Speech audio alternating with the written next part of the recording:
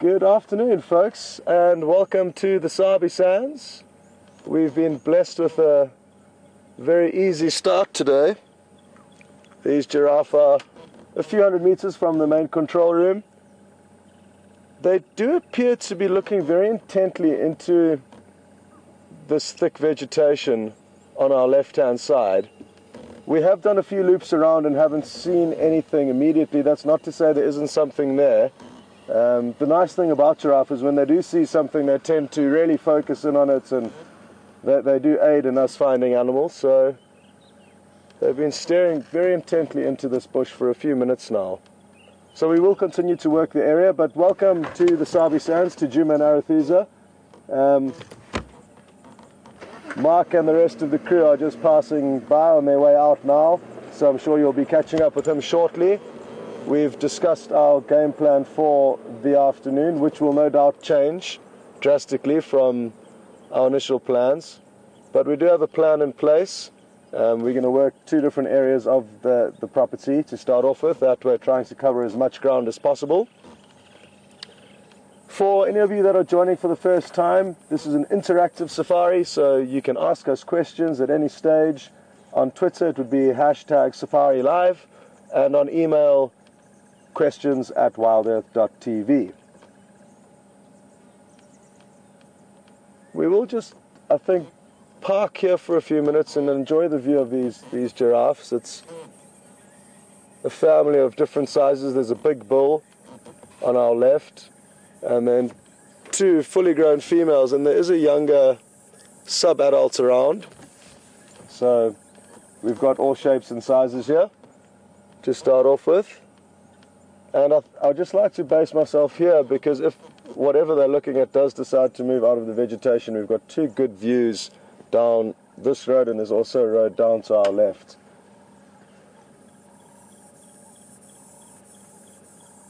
It's a hot and humid afternoon. We are thinking that we could get rain, although the dark and gloomy clouds that were looming around us earlier have seemed to move off, which is good. But there are still some clouds along the southern horizon that we do have to keep an eye on.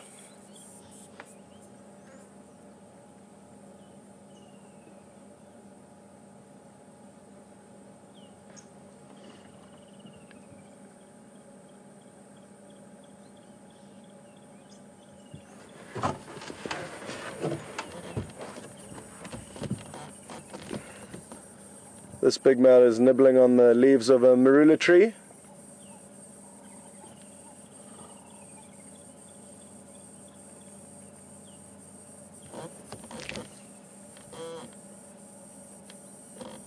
I wonder what it is that they were looking at.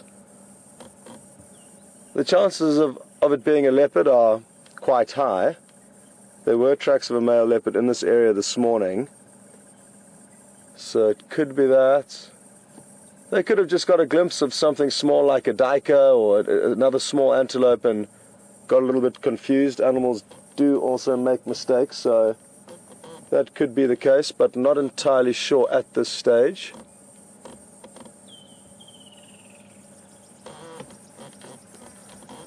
For those of you that joined on the morning drive, I did mention that the monitor that is just by the gear stick that shows me what Brian is filming. Brian's on camera this afternoon. Sorry, I forgot to introduce you all to Brian. Brian's a wonderful cameraman that's been working with Wild Earth for a few different projects now. This is his third project, I believe. And sadly, whatever he's filming, I cannot see. So I'm just trying to look at the camera and get an idea of where he's shooting. But do bear with me if I'm talking about something irrelevant relative to what you are looking at. I'll focus on what you're talking about. Okay. Oh, we've got a cool animal here. It's a rock monitor. Now, it's going to be difficult for Brian to film, and I don't want to start the car, but hopefully it's going to come out. Oh, I might have to creep forward a bit. You see it there, Brian? It's just creeping along this big dead log. Oh, it's just slithering into the hole there. No, it just didn't get it. Its tail's still there. I don't know if you can get its tail slithering into that hole.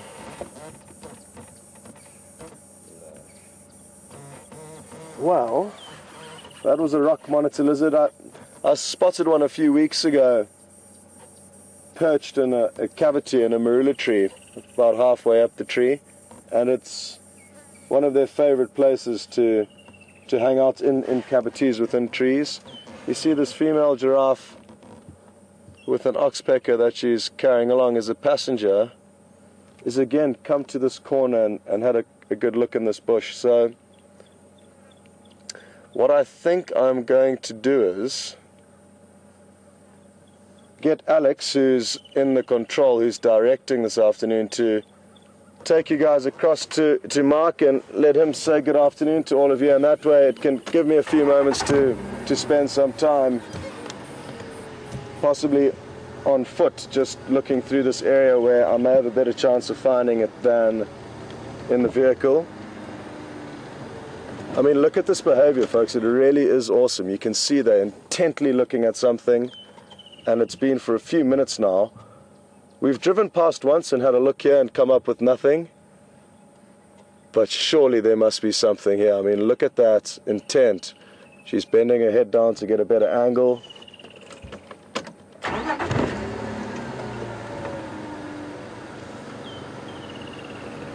So let's go and have one last look. Maybe this animal that is in here, that is catching their attention, is just low, very low to the ground, and we can't see it. I've just seen another game viewer, which is good news, so we've got extra help on the way. Initially when I saw them, I was hoping that they had spotted a leopard in a tree, but we have scanned the marula trees in this area, and they are the only trees that will provide a comfortable perch or position for a leopard to lie down.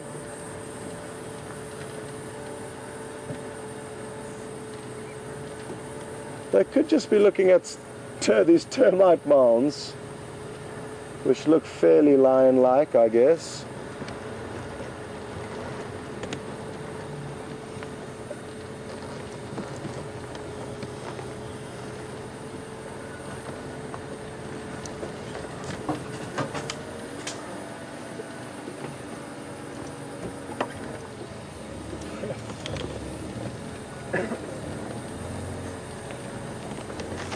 Okay, folks, well, like I said, if you don't mind giving me a few minutes to investigate this area a little bit better, potentially on foot, then hopefully we'll come up with something for you guys.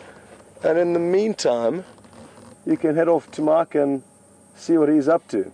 So I'm going to carry on and have a quick look about here, and we'll catch up with you a bit later.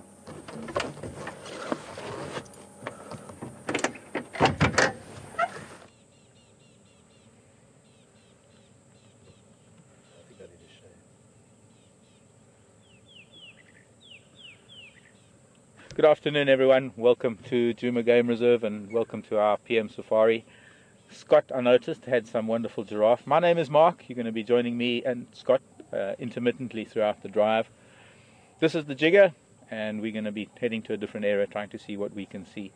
Glad to be back. I missed this morning. We're going to be doing that on Mondays, Tuesdays, Wednesdays, Thursdays for the first 4 days of the week. One of us will be doing the morning, alternating each morning. And then Friday, Saturday, Sunday we'll both be on in the mornings. But other than that, every PM our time, every morning maybe US time, it'll be both of us going out there and trying to find you whatever we can. Beautiful afternoon. We've had a very, very hot day. I reckon our temperatures have reached very high in the 30s, if not close to 40. And that is some indication that there's a bit of rain on the way, or a high pressure system for that matter. There have been some big thunderheads developing. I'm just looking at the sky now. It's very high. It can change in 5 minutes, but it's also might prove to be a really nice sunset. Up till now, I've pretty much spent most of my time in fairly localized areas around Djuma, mostly because we've had some wonderful cat sightings that have kept me almost anchored to areas relatively close to the main camp where we operate from, and it's been very, very lucky. We've been exceptionally lucky, in fact. We've had father and both sons in terms of leopard. I managed to see him last night on the way out. After we closed down, I actually found him on a termite mound on the edge of quarantine. That would have been Kunuma. just before we went home, and he was obviously waiting for the impala and some of the other things to come out onto quarantine. I believe there were some leopard tracks coming down Vuyatela Access Road this morning, and that means that might be something at Gowrie Dam later. There was word that it might have been female. I'm not too sure.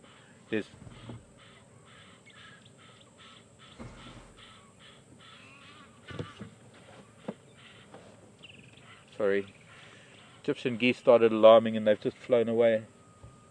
They were fine with us when we got here, so I don't know if it's me or something else. I'm sorry, geese, if it's me. I'm obviously disturbed them. Anyway, so if it's female, there's generally only one female that it could have been walking down Vuyatela Access Road, and I think a lot of you know who that might be. And maybe we'll be lucky later. We're not going to really stick on that, because if we worry too much or if we try too hard, we're not going to have any luck. But we'll come back towards this area. I'm at Chelapan. This is an area we know as Chelapan. It's a lovely little open patch of open grassland.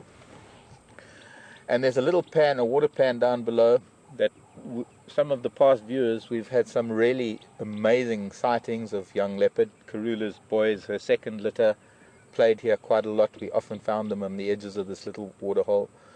We did an evening one night where we were frogging. We were looking for frogs with spotlights, and we were trying to identify frogs.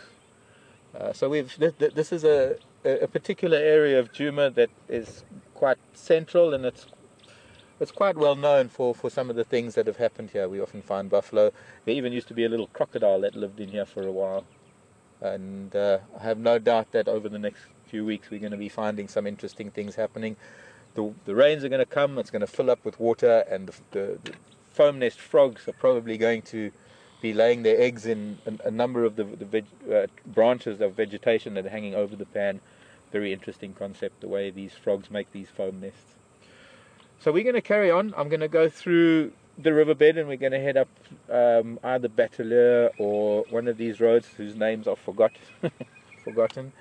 I've just been mentioning it, that after 3 years I can remember every single inch of every single road, but sometimes some of the roads I can't remember their names until I suddenly realized that I saw a particular incident there, whether it was an elephant or a kill or a cat or whatever the case may be. A particular incident suddenly brings back the name of the road. And like I said, I've been centered on certain areas of Gowrie for the last few days. I'm going to venture into parts that I haven't seen for the last 3 years, and hopefully we're going to see something wonderful there. So join us and let's see what we can find. Sounded like a Jacobin cuckoo calling, and my earpiece has been out, so I don't know.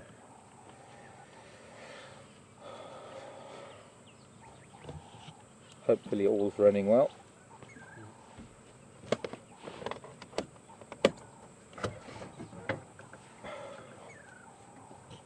It's very hot, it's very humid. It's that kind of high pressure system that comes through when it's preceding nice thunderstorms. There's some big cumulonimbus building up in the south. Hopefully they're not going to bring some rain, because I haven't got my rain hat. I've got my dry weather hat. Sadly that doesn't really bring it out. It looks like it's white, but there's some wonderful texture to the cloud that we're going to see much later once the sun starts shining on the side of it.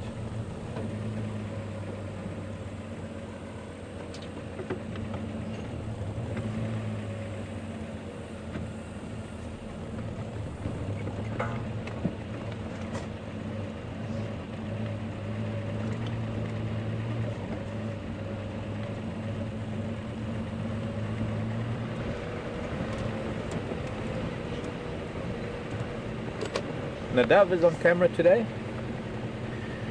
doing a fantastic job.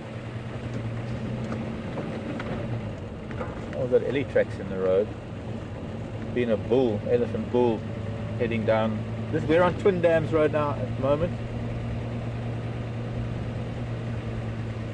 Another road that brings back a lot of memories.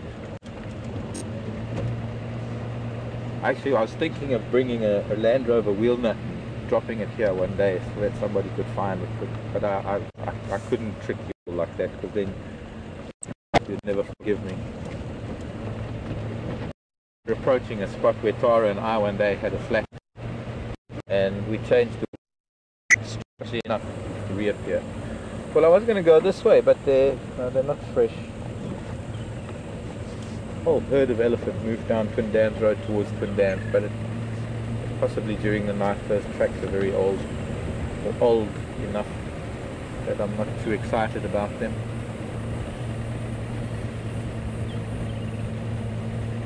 See, now we've got this crossing of this riverbed where a lot of other things happened over time, and I'm sure we might have some wonderful sightings here. And I've forgotten the name of it.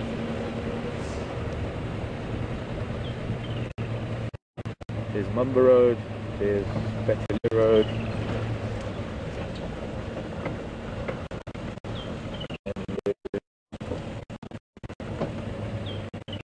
maybe that was Nyala, I think. I remember. All changed. The 2012 flood changed things.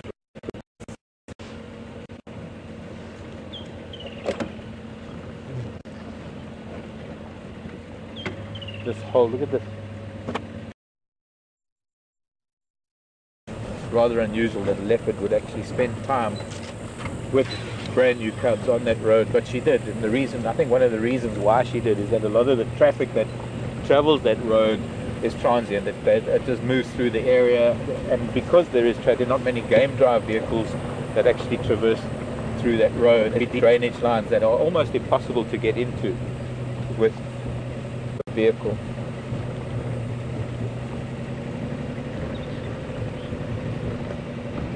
So one of these days, we're desperate. No, we're not desperate. Can't say we're desperate. We're itching for the day when if we're lucky, we're going to see her new children, fathered by Mvula, who we saw a couple of days ago.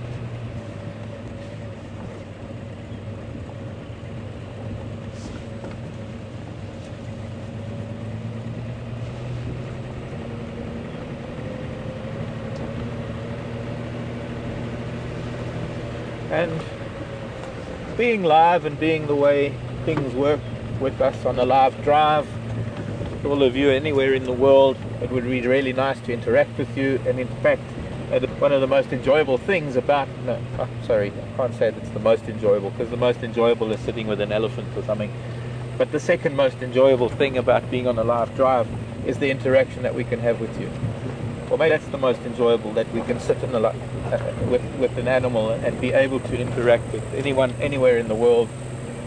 I'm not trying to list my priorities here. Well, yes I am.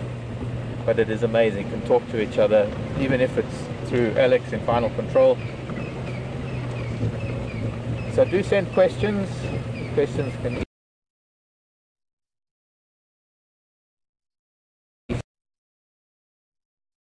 entirely new concept in social or networking, not necessarily social, because it can be used in business as well.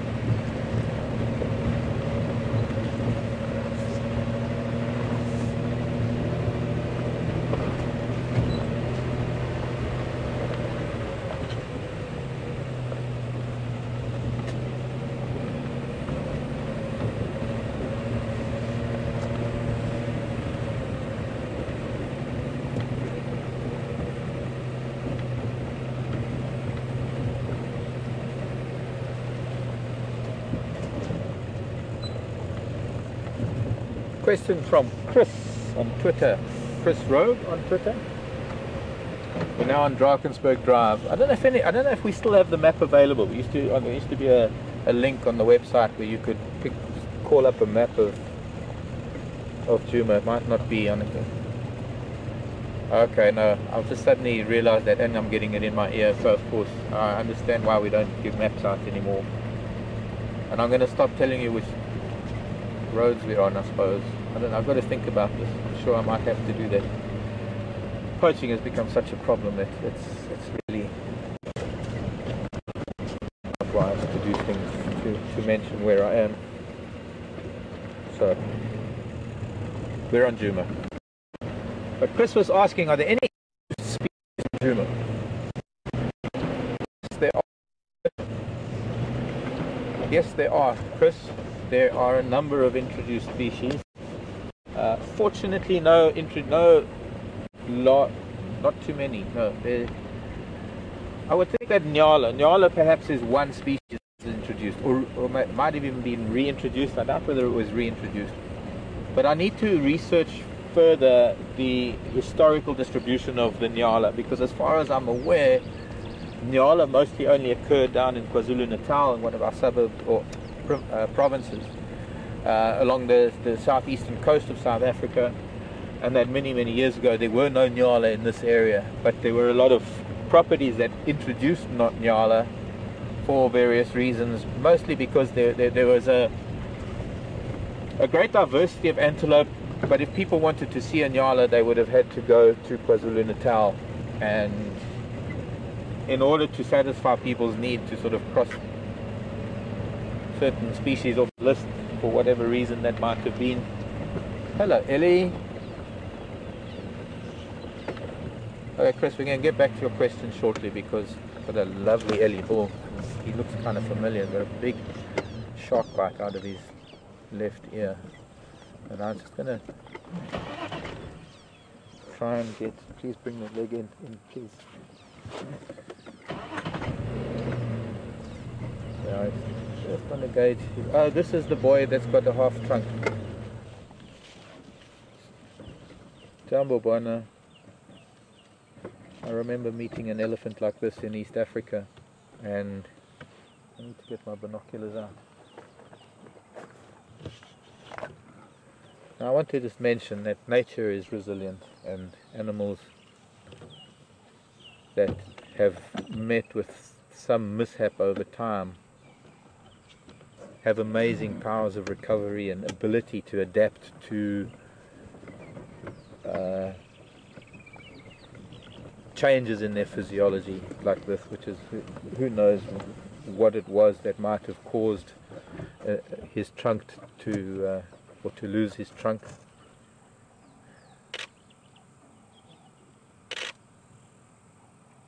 I have come across this on many occasions, or not many, on several occasions between here and East Africa, Tanzania, even in Kenya.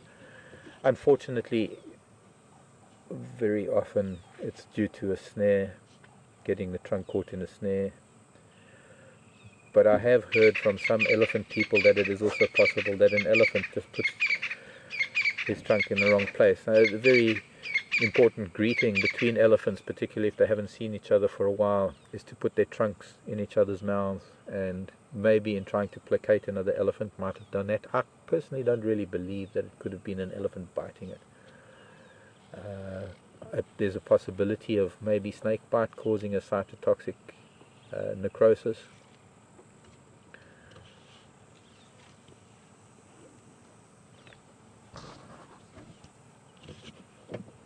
I'm trying to see how well that's healed, and I also want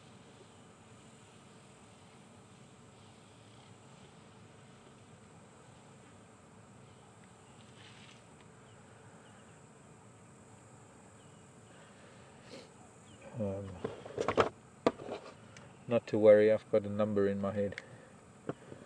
Very interesting. See, this is what I wanted to do. I wanted him to calm down enough so that we could actually watch him eating, and what he had just done was very interesting. I was just listening to my radio while he was doing it, so I couldn't comment. But one of the very important functions of a tusk, in fact the most important trunk, the most important function is eating and drinking.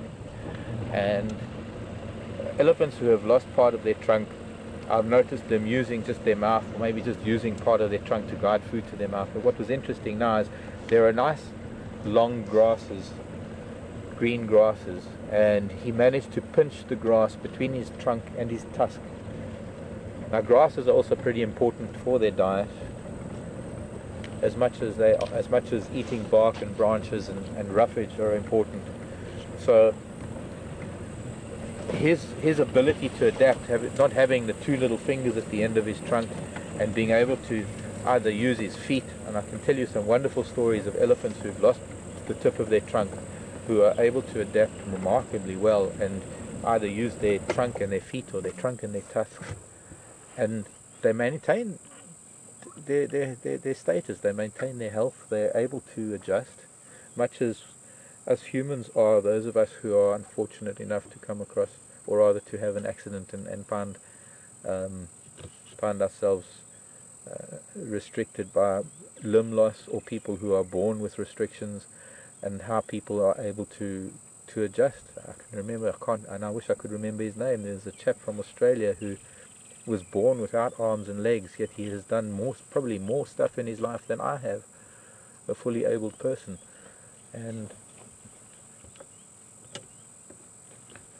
one shouldn't feel sorry for him. One should actually look at him in awe and honor, because he's able to still do whatever he needs to do, and it hasn't hindered him in any way. There's nothing one can do. You can't fit a prosthesis, or I can see him feeding now. He's using the tip of his trunk to what's left of what is the tip now. He's picking branches. He's doing absolutely fine. Anything around mouth height, he's able to bite with his mouth and pull off, whether it's branches or leaves.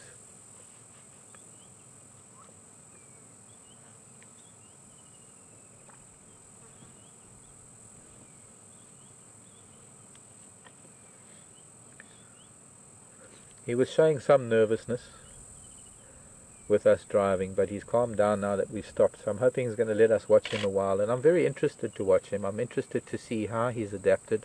You can see how he's manipulating branches with the stump of his trunk. It's a little bit pink on the inside, but it looks pretty well healed. There's a lot of tannin and a lot of vegetation, green marks from vegetation on the tip, so it looks like it's calloused enough where it was severed, that it's not causing him any pain, it's not causing him any discomfort.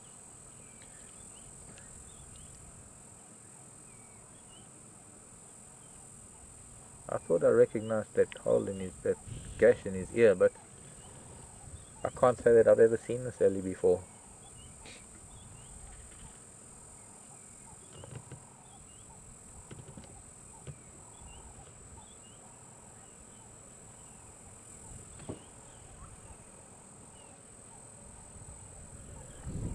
I'm going to find a better position, and hopefully we're going to be able to sit with him for a while, and you'll come back to me at some point. But right now Scott's got something for you, so we're going to switch over to Scott, and I'll catch up with you in a few minutes, or as and when you come back to me. So we'll see you in a little while. I'm staying with this Ellie. I'm not going anywhere for the moment.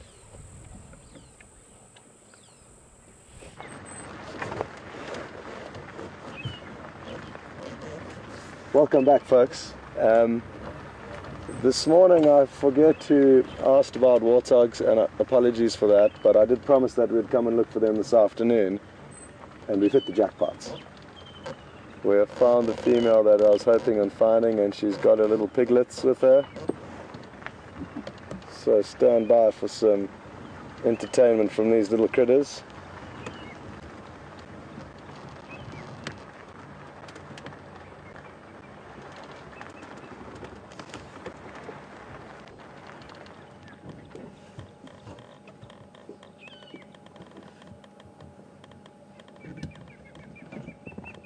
So as I mentioned this morning, habitat is the main factor that causes warthog to be not so common in this area. We don't have enough of these short, grassy, open clearings, which they like from a feeding perspective and a safety perspective.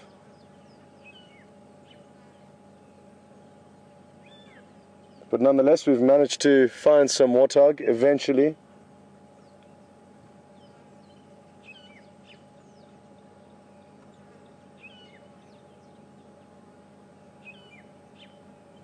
So the three youngsters that we can see would have been born certainly not much longer than a month ago, I would guess. And their older brother from last year's litter is feeding behind them. He will move off in the coming months on his own, and the survivors of those 3 piglets will stay with their mother until the next litter is born, and then just like the older brother, they will move off over time. And there's another 3 kind of sub-adults in the background. They seem to have possibly been booted out already by their mother, but I'm sure they are from a different family. Oh, we've got 1 piglet that's trying to suckle. I'm just gonna try and move a little bit closer and stay with them.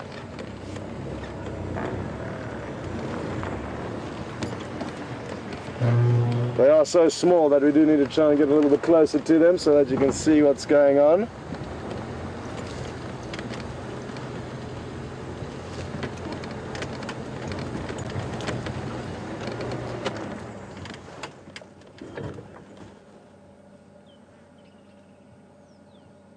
The mother just gave herself a good back scratch on this bush willow tree. Oh, there go the piglets with their tails up. Awesome.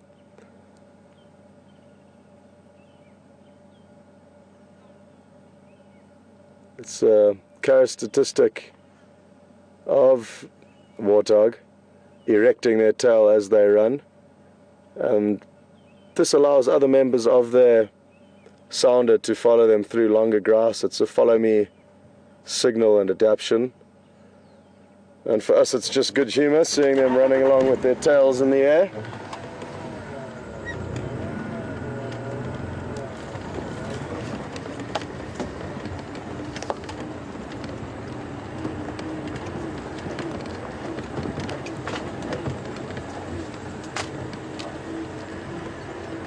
Going to try and get ahead of them slightly and let them feed towards us. So bear with me for a moment.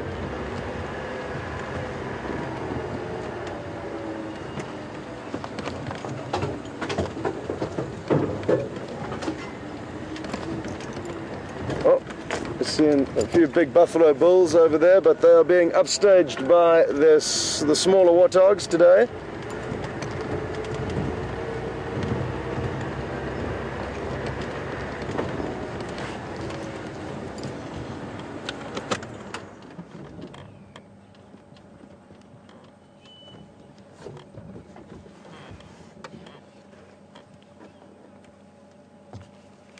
I'll just get my binoculars out and have a closer look at these warthogs so we can try and get potentially any markings on the youngsters that may help us differentiate them in the future. Oh, okay, well there's off the first marking. The individual closest to the mother has got quite a big scratch on its back left leg. So that is one differentiating factor that we can use going forward. The other 2 look very, very similar. Ooh, there we go. Very protective mother we have here. Wonderful. Watch the little piglets. Oh, tails up in the air. Oh, this is wonderful. You can hear the little piglets giving out little squeals. Obviously proud of their mother.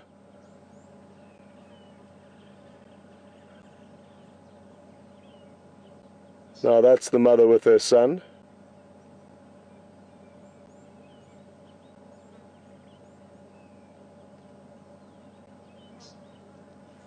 Did you get that, Brian? Yep.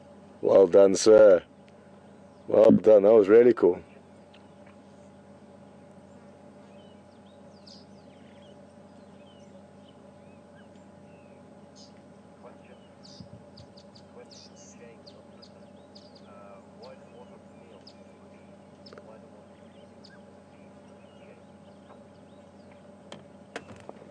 Just had a question come through from James on Twitter. Good afternoon, James, and welcome on board.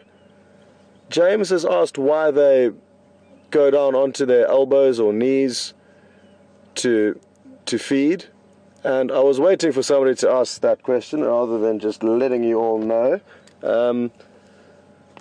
Like most pigs, warthog have got a very shovel-like snout that they use just like a shovel. So by going down onto their knees, it creates a better angle for leverage, and just for even if they're not shoveling the grass, it allows them to feed at a more comfortable angle than having to bend their head down. Oh, that's cute. Look at them all go.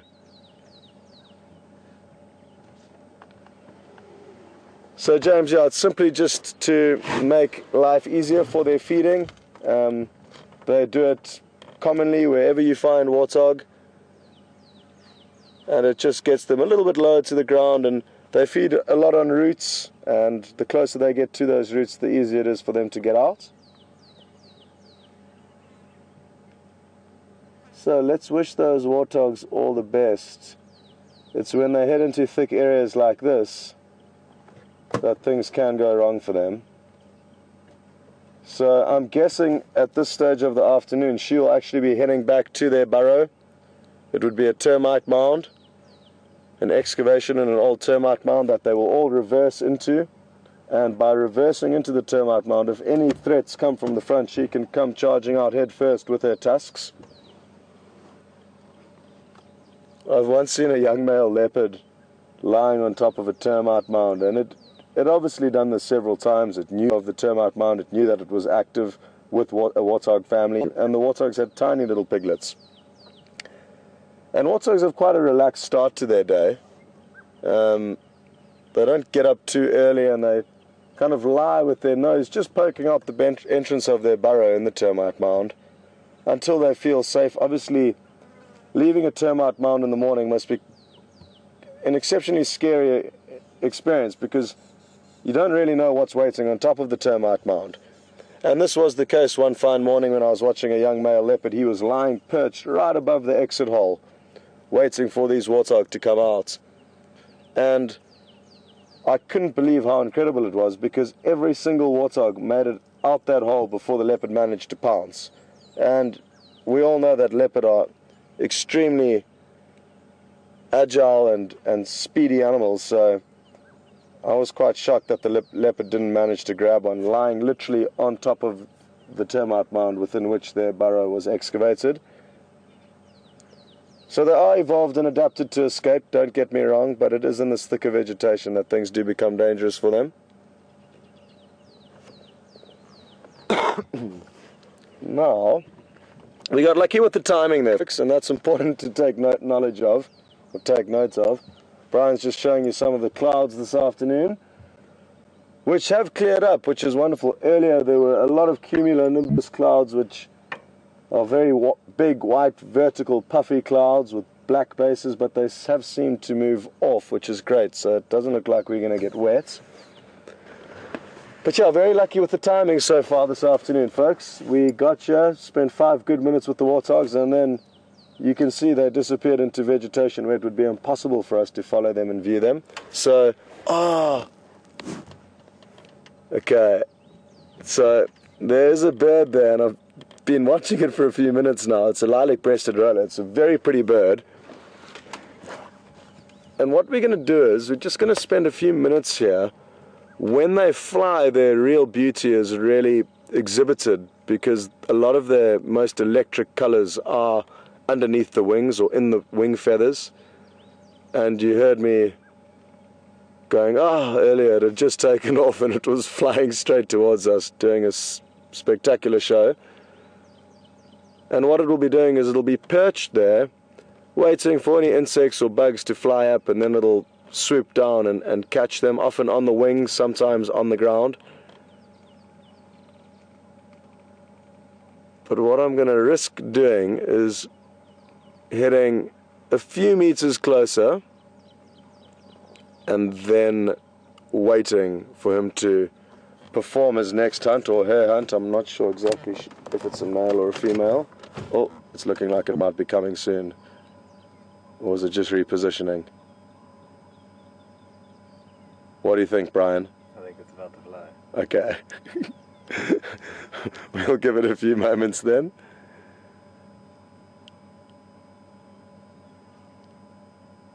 It certainly is looking around. as a hungry roller would in search of prey. Now their cousin, the European roller, has just arrived all the way from Europe.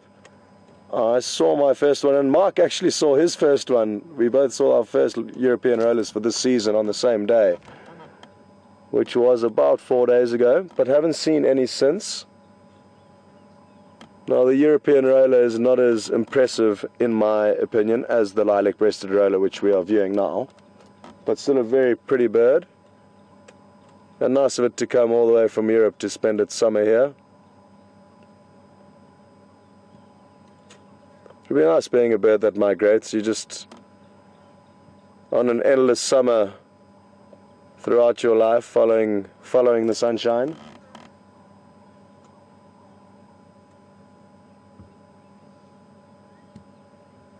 So now it's preparing its flight gear for its next attack, its next aerial assault.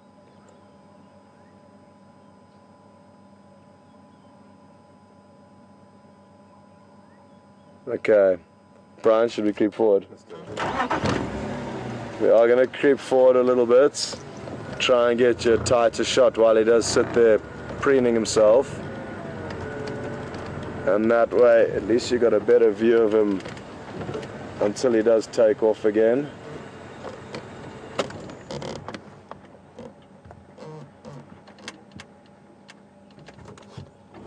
Okay.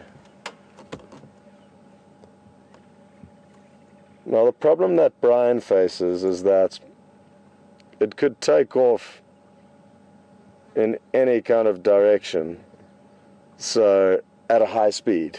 So it'll be an extreme challenge to capture it if it does fly down and attack a little insect. But it's worth waiting for. We haven't, well, I haven't at least spent enough time with these birds. They're really beautiful, and watching them hunt is good entertainment.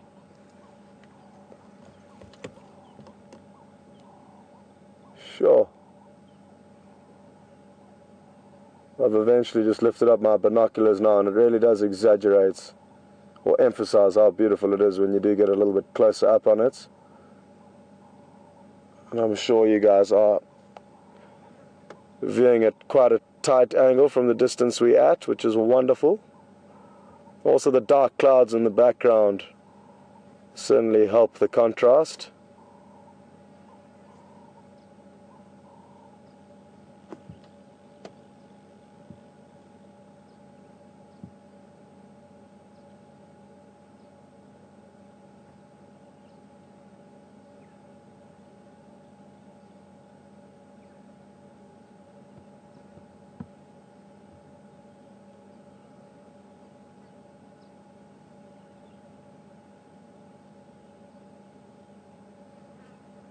It's certainly scanning about, looking for any signs of life on the ground. Obviously, it chooses to hunt in an area with short grass like this because it's easier for it to see potential prey items.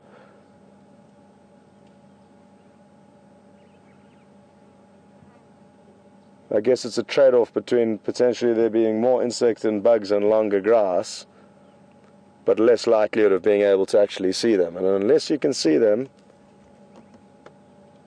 catching them would be impossible.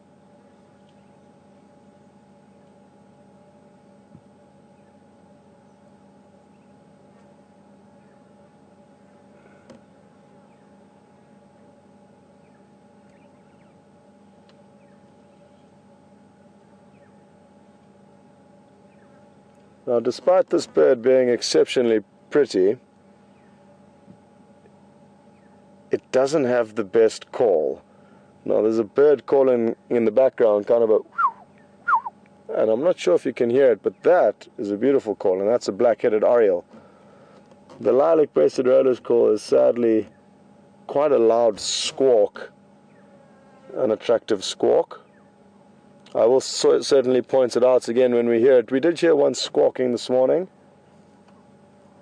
when we were watching the rattling cisticola and a few other birds that were calling around us.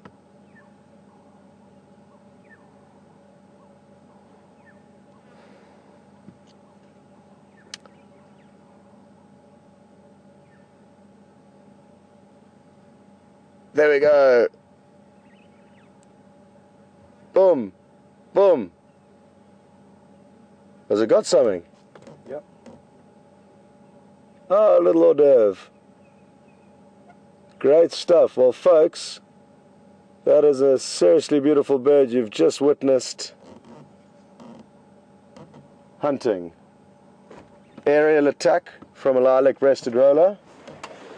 I'm happy with that. I hope you enjoyed it. How did it go, Brian? Did you manage to... Okay, Brian's happy with the filming, so I'm happy that he managed to capture it with all the pressure that I built up for him.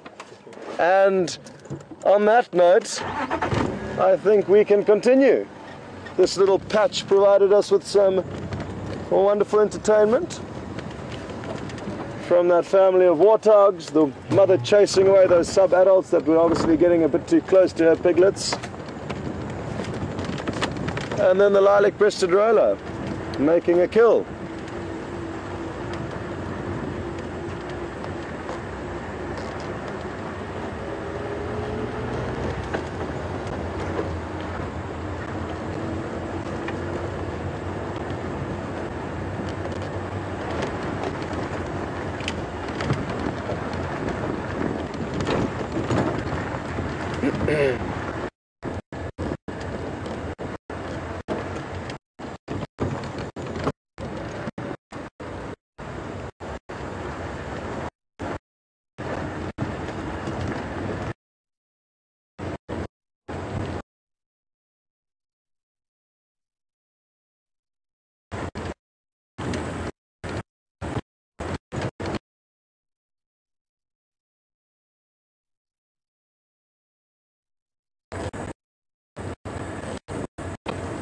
Now my plan is to head northwest of our property, Karula. It's an area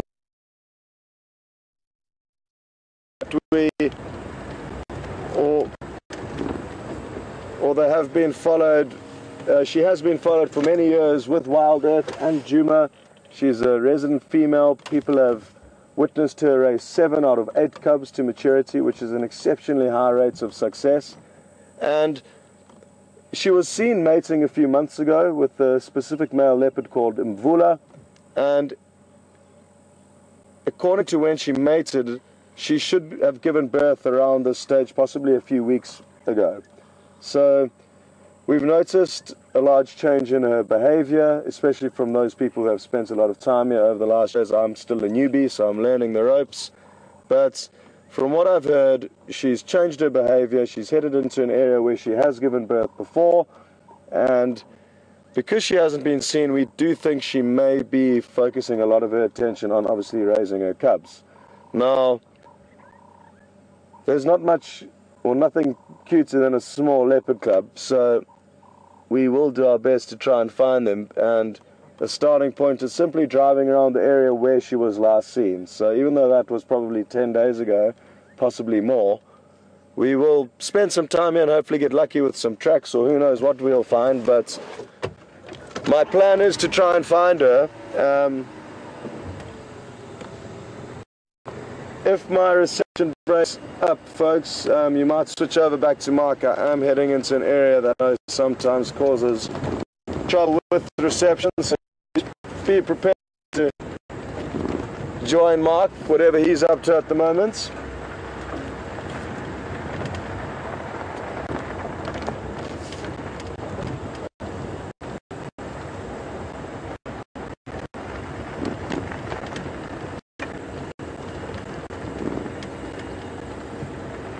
Okay folks, well, like I say, this area is a bit dodgy with signal, and it might be worth checking up on Mark, so we'll see you guys later.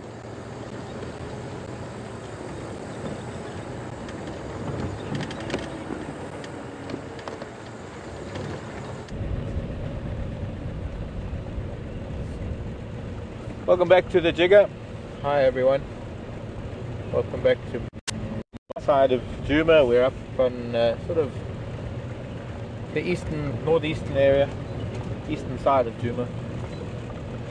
And a really beautiful afternoon. It's actually, there seems to be that the cloud is lifting. Some of the heavy cloud that I thought might turn into thunderstorms didn't really materialize. Unfortunately, I had to leave that early. I wanted to sit with him a while. I wanted to see how he was going to be manipulating what was left of his trunk for feeding. What's interesting is that I've known different elephants, different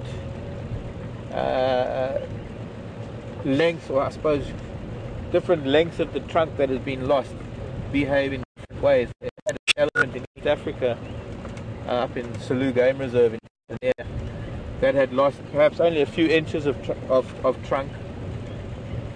The two little lips at the tip of the trunk are actually like fingers. I mean, they could pick up a peanut. Oh, we got some buffalo here. I hope you don't mind me talking about elephant while we're sitting with the buffalo. There's only one so far. I don't know if it's a group or a duggerboy. Can't be a lone cow. Could be really unusual. I see two trotting off. Actually, they're not very social, are they? Well, they're heading in the direction we're going. We might see them. But what was interesting is that this particular elephant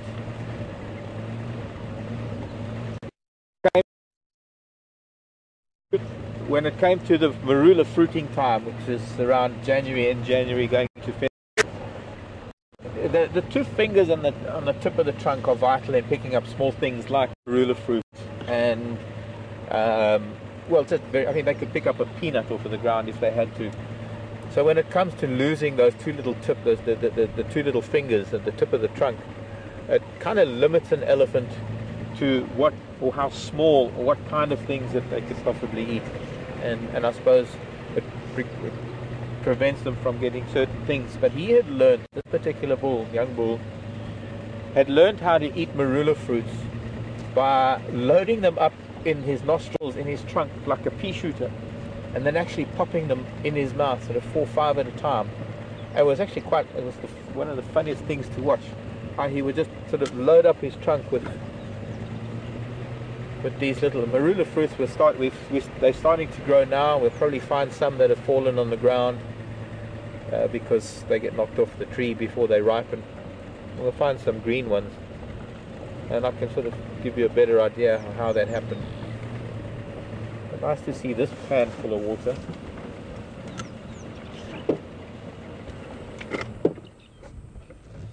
Those two buffalo are obviously very, very shy because they've run off into very thick bush. And I guess they're not too accustomed to vehicles. They might have come in from the Kruger Park. The surface of this water tells me there's been something in this water, something quite big. There's almost a beach on the edges of the water, and so either those buffalo or elephant, something's been in here today. It'll be very interesting to look for freshwater crabs. A few years ago I found a freshwater crab here, which is so far from the drainage line or the riverbed. It's quite amazing that a crab managed to find its way up here. Very distinctive sign of crab presence is a hole at water level, or just above water level on the edge of the water, that goes down and it actually fills up with water. But the entrance itself is in the open.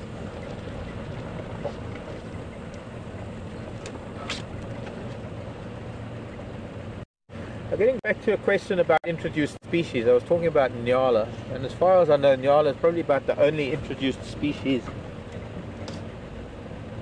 of mammal, large mammal. Of course, there are reintroduced species in areas where those particular species once occurred, and they have now been reintroduced because they were either, well, their populations were decimated or wiped out. So you couldn't really include them, because I suppose what we're talking about here are introduced species, alien species, species that don't necessarily belong. And we get a various types of species that one can introduce. And you could get local indigenous species that have never occurred in the area, that are introduced into an area, perhaps like the Nyala in some ways. And the Nyala really is the unique size of antelope that it almost compete with kudu, but it will also compete with its other cousin, which is the bushbuck. That much of a threat to impala because I think impala are pretty safe in their niche. Well, they don't have a niche. They're so adaptable in their eating habits that impala, it doesn't really matter. But nyala, unfortunately, have displaced bushbuck in many places because they're so much of a larger antelope. They're the same family as the bushbuck, same family as the kudu, and sadly they seem to have pushed out bushbuck. When I say pushed out, I don't know where the bushbuck go. Perhaps it's just that they don't breed that well, or maybe there is actual or active persecution of bushbuck by nyala. I don't know whether that's possible. It would be a very, very interesting study, in fact, to find out the true impact of what has happened to the bushbuck population along these riverine areas, the dense. I've got nyala up in the Timbavati, and 20 years ago it was unheard of to have nyala up there.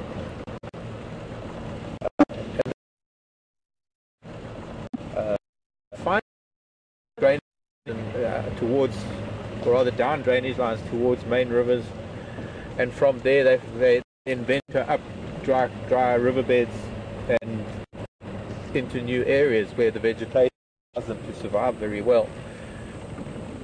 They can browse, especially because their youngsters are the same size as bushbuck. They can browse that level, what we call it the trophic level, the height of browsing. Now, browsing we refer to animals that eat leaves as browsers, and a trophic level, or the browse level, is the height at which an animal can reach. So when you have something like the nyala, they are so much taller than the bushbuck that they browse right up above the level of the bushbuck's browsing or trophic level.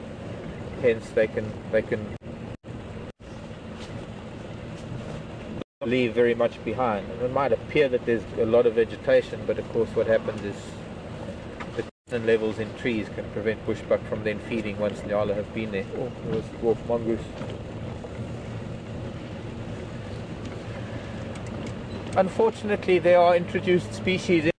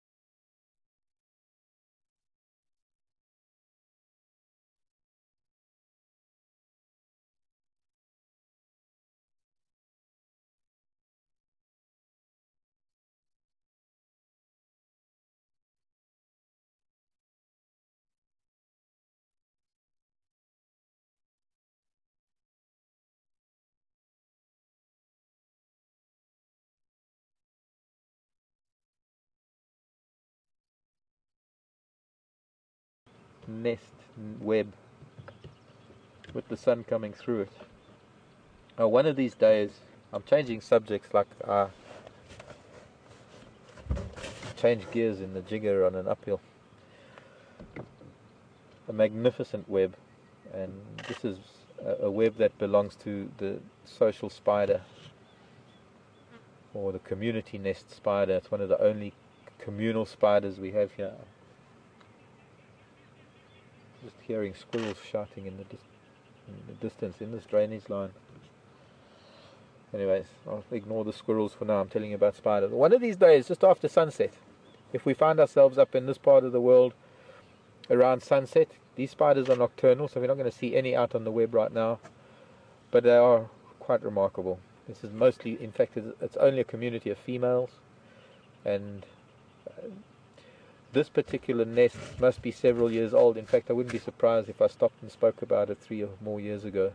And I can tell that by the density of leaves and silk that you can see in the middle there.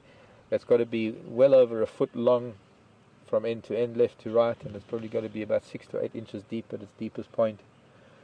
And every year, when the leaves dry off, they become the outer shelter. They almost become sort of the shingles to the outer shelter of the web, because all the fine silk that we see that becomes the catching web actually becomes, it all breaks away. They become quite dormant through the winter months, the dry season.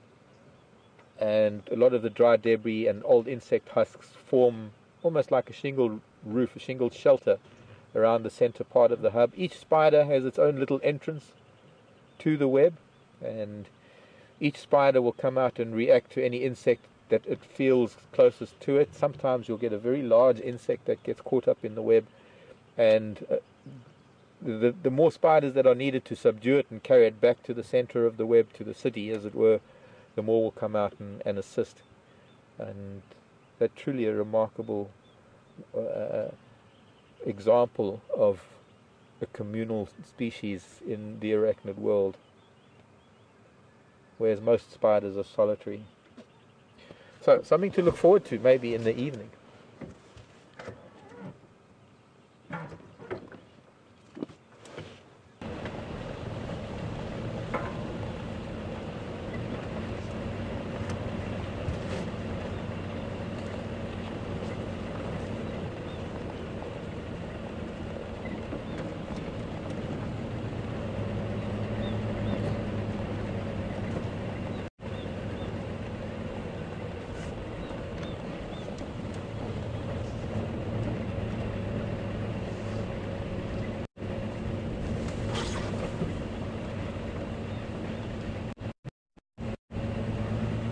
Been a very hot day, so a lot of animals are only going to start coming out of the woodwork from about now onwards.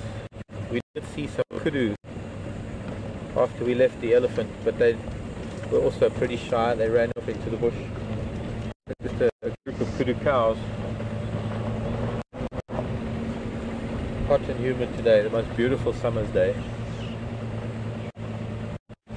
Wouldn't have it any other way.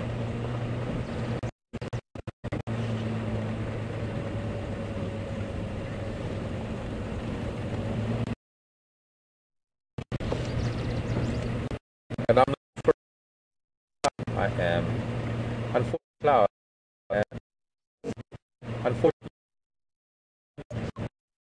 that's when the lilies come out, and they don't last more than a day. The grass lilies, clay lilies, the crinum lilies.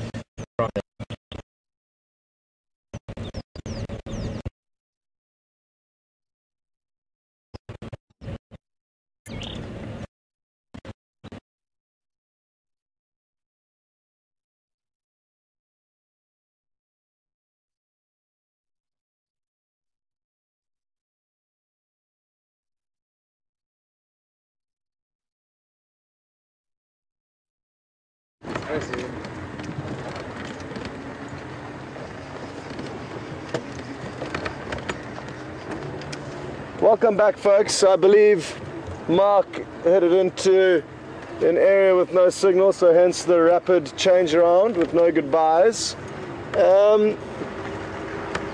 So myself and Brian have just been ambling along Impala Road, Impala Clearings.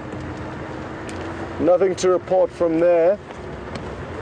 My plan from now is to head on to Arathusa, which is another property that we can traverse, where I haven't spent much time up to date. I've kind of focused on getting to know Djuma, which I've kind of got to grips with now, and now it's time to start exploring further afield.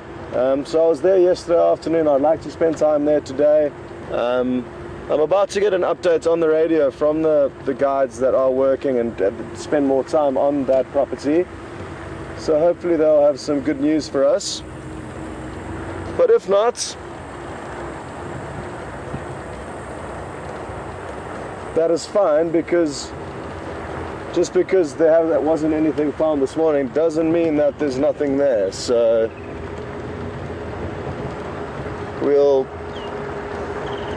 we'll see what we can find. There's a beautiful road that I drove the other day that I would like to show Brian. Also through a drainage line, and you of course, but some of you were with me yesterday. Brian certainly wasn't. So Brian enjoys the riverbeds and off-roading, so I try and give him his fix as often as I can. There's some elephant trucks heading down this road. I beg your pardon, they were heading up the road, so in the wrong direction for us. But they were here sometime probably this morning, maybe early hours of this morning or last night.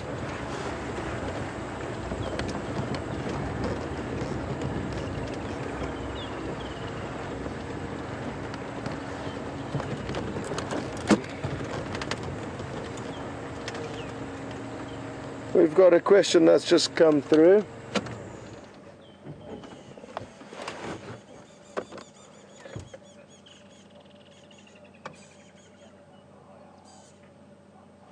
Good afternoon, Wanda, and welcome again. I know you follow a lot of the drives, so good to have you on board, and thanks for the question. Wanda's asking about these feathers on the dashboard here. Now, these feathers were found this morning. We found them this morning. 2 of them were together. There weren't any others that I could see. The question that you're obviously interested in is what bird they come from. Now, I wish I could tell you with certainty where they come from, but I cannot. What I would like to do is hazard a guess and say that they are vulture feathers. Around the buffalo carcasses that we saw quite recently that the Birmingham boys killed, I got to see a lot of vulture feathers, so I've got images of them fresh in my mind, and these do look very similar to that.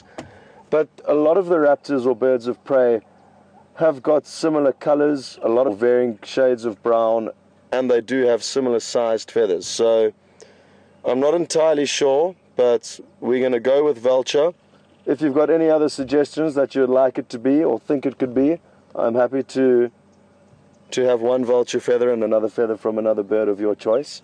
But at the moment they are just feathers. We have got them for a little bit of decoration. Zanele is a lady, and she needs, I felt, a little bit of a makeover. So it started with the feathers, and we will see what else we can decorate her with as time goes by. So yeah, I'm enjoying them. I hope you are too.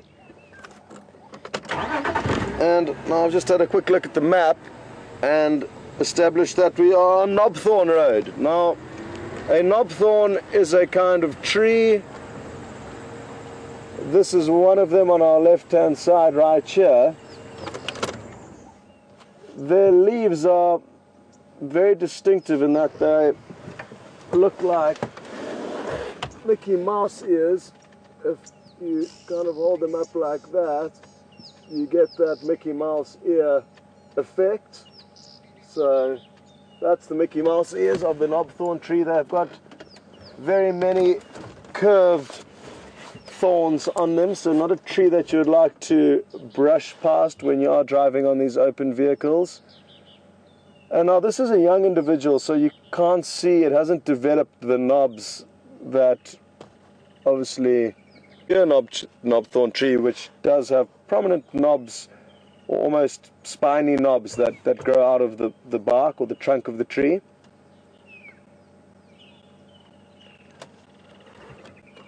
Elephants enjoy stripping this bark off knobthorn trees, and there's a lot of them around that we'll see dead from being ring-barked by elephant. There is one on our right, not very close, but it's a common tree in this area to see dead like this, and it would have been killed by elephants, but a useful tree when it is dead because it allows a lot of birds to perch in it, especially vultures with their big wingspans. In this situation we have a Cape turtle dove preening itself on the top left of the tree. So yeah, a lot of the roads in these areas are named after trees or potentially animals that were seen there many years ago. So I just thought I'd let you know that we were on Knobthorne Pan Road.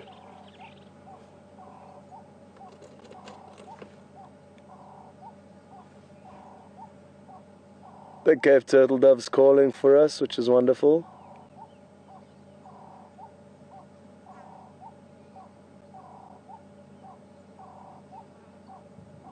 There's a few different sayings which can help you remember this call. One is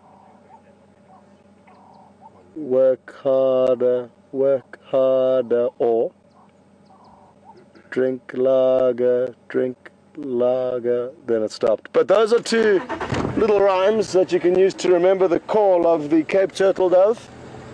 It's a common call, but a call that I really like, and if I'm ever overseas or away from home, away from the bush, and I hear that call on a documentary, it makes me a little bit homesick.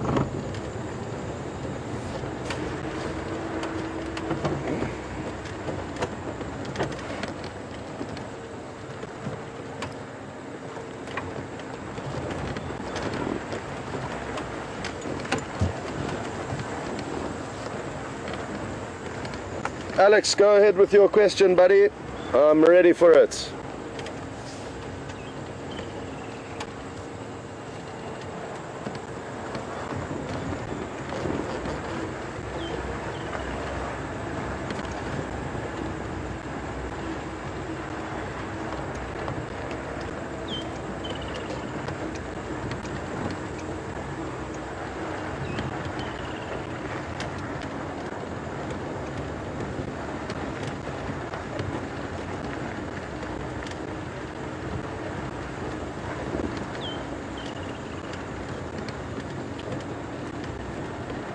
Okay, we've just got a question through from Brian on email, and he has asked whether I've seen any bee eaters around. And funny you ask, Brian, because while you guys were over with Mark, I saw that the first European bee eater of the season. So, well, for me personally. So, with the lilac-breasted roller, I mentioned that I had seen the European roller very recently. It's come all the way from Europe. And then 20 minutes later, sure enough, the first European bee eater popped up. So I did see it. There was a brief glimpse and it flew off, but the fact that one is here means more are on the way, which is great. And there are little bee eaters that occur here throughout the year, but I haven't seen many of them, and because they're so small, it makes filming them and showing you guys quite tricky. But I will be sure, Brian, to stop at the next possible bee eater sighting. Something to look forward to is that carmine bee eater should be here also within the next few weeks, potentially a little bit longer than that, depending on many variables that affects migration times ever so slightly between different animals over different years. So Brian, good question. We do get bee eaters here. Little bee eaters are here throughout the year. European and carmine migrate here for the summer, so that is something to look forward to. This is another knobthorn tree, and we have one knobthorn tree here. As you can see, the bark would have been, or has been, peeled off around the base of the trunk, therefore preventing any transport up to the leaves, resulting in the death of this tree. And there's this one and another three straight in front of us, so you get an idea of how prominent the knobthorn trees are in this area. And rather than just showing you dead ones, we can also show you a living one, which is directly to our left. Sorry, Brian, I'm having Brian shuffle around the back here to get these angles. But there's a big one on our left-hand side. So that is what they look like when they have got their clothes on.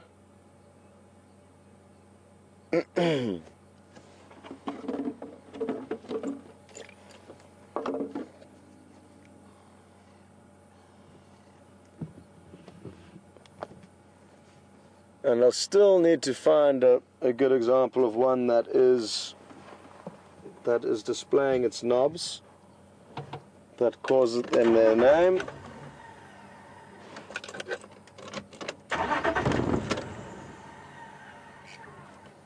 Okay, now This Birchall starling's just arrived in the top of this dead knobthorn tree with what looks to be I don't know if it's a kill or a piece of nesting material. Let me try and have a closer look. Some nesting material. So let's see where it's building its nest. Because it wouldn't be carrying nesting material around unless it was building its nest nearby. So hopefully it's gonna show us. Okay. One brings the material, the other one uses it to build. Oh no. One throws it away in disgust. Well, I don't know how to read into that, folks, but it certainly wasn't an edible. It was certainly a branch that you would presume they would have been carrying for a bit of nesting material. These Birchall starlings do nest in cavities in trees, and dead trees are more likely to have cavities in them than living trees. So I was hoping they were going to show us where they were going to be doing the nesting for this year, but sadly not. Now, what we can show you from this view is the clouds coming through.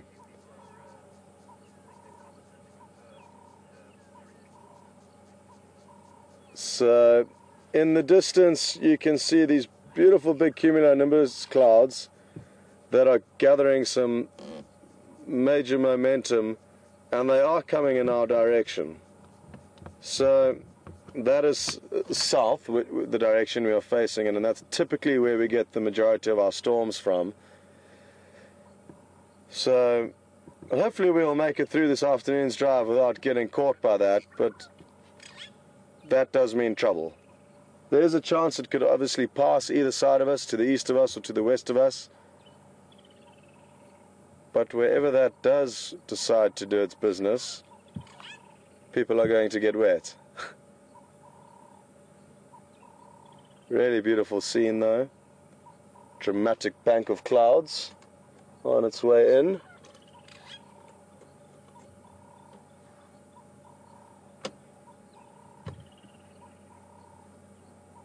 And I've just got a message through from Alex in the control room saying that the viewers preferred to remember the Cape Turtle Dove's call by the drink lager saying, as opposed to the work harder. And I tend to agree with you guys, so I'm glad we're on the same page there.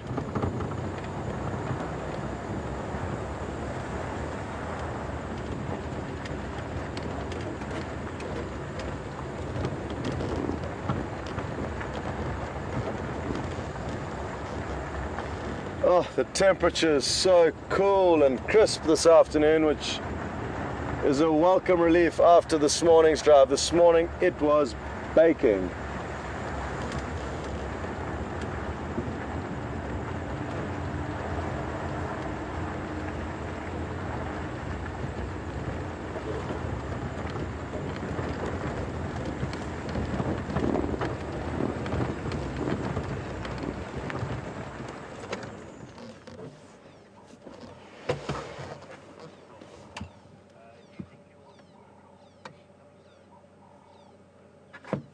Okay, we've just got a question through from Brenda in Pennsylvania, and she's asking whether there's any chance of seeing any hummingbirds here. Now, as much as I would love to say yes, the answer is no.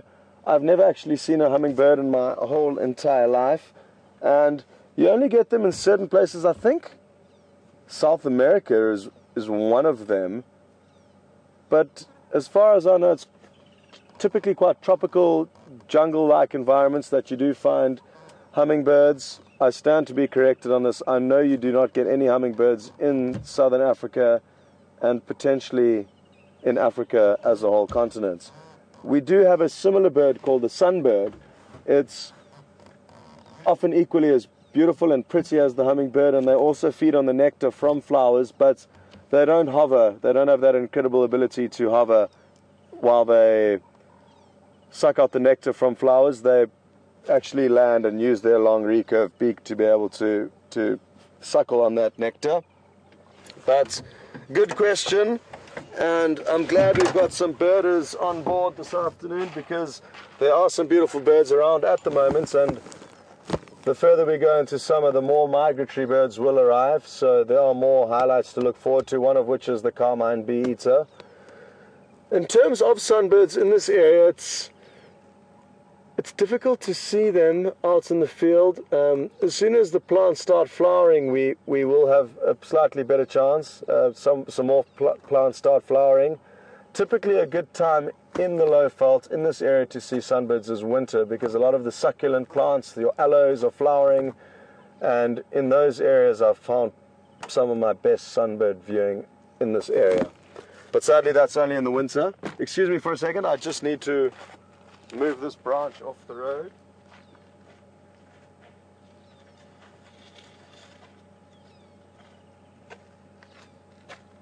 Okay. Also nice just to stretch the legs every now and then. If any of you have been seated for too long, take a walk. It's an important part of the safari experience. Just to stretch the legs, get the blood flowing, and then get comfortable again. Depending on what time of the year it is, wherever you may be watching from, there's various different beverages that you could acquire for yourself. Preferably tea or coffee if it's the morning, or potentially a beer or a gin and tonic if it's the evening. A gin and tonic is a very popular drink in these parts, or on general in safari, as a sundowner choice. So that is something to bear in mind. Possibly one of the most... A hummingbird. The Americas is the place to go for that. Thank you very much for that information. It's really helpful being supported by you guys with that kind of intel while we're out here.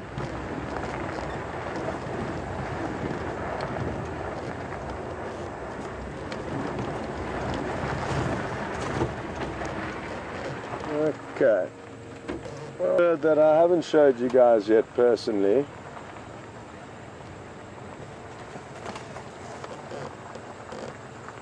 But whether we are going to be able to get the camera onto it is another story. Certainly worth a try though.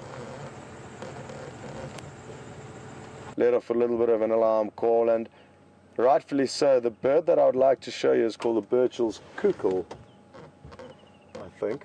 I can't see it anymore. Brian can. I can't see what Brian can see, so it's all a bit confusing or difficult for us to establish what's what, but it should be a bird with brown wings and a blackish head with a white stomach, and it's a predatory bird. It doesn't look exactly like an eagle or a bird of prey typically would, but it is strictly carnivorous, and it feeds often on chicks, baby birds. So the rattling testicular is certainly allowed to let off an alarm if that Burchell's cuckoo does come any closer to it.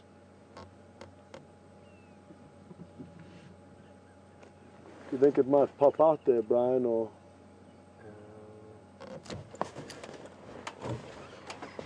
I can't even. Termite mound, or sandy rock thing. Yeah. Left, that dead tree. Yeah. Left of that in there. Okay. Let's give it a moment or two. It's a pretty bird and quite a secretive bird. It's also known as a rainbird.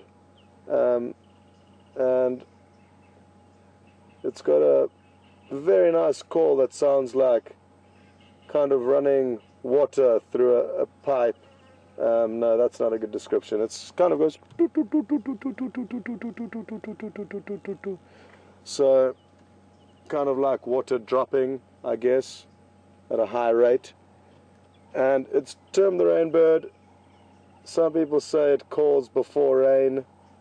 I tend to disagree with that personally, unless I just haven't been exposed to the right. Not the bird you're thinking of, Oh, isn't it? black head and the white bars on its throat. Hey? Is that a different one to what you can see? Oh, strange.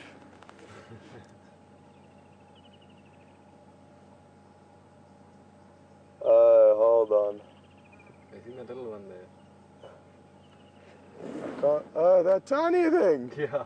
Okay, that's the rattling testicular. And the bird that you may have just seen fly through frame there, no, was a striped cuckoo or a Lavalian's cuckoo. It was not a rainbird or a Birchall's cuckoo. It was a cuckoo, not a cuckoo, and you didn't get to see it, so I'm sorry about that, folks. But these things happen, and we will just move on from this and learn from it. So the small bird that you were viewing, I'm pretty sure was a rattling testicular.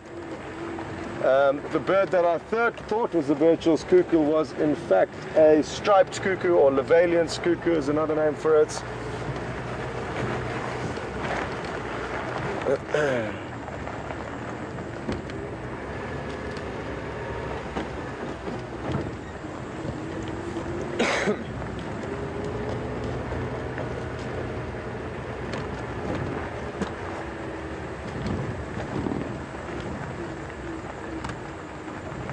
I want to try and establish what the problem could be with this radio.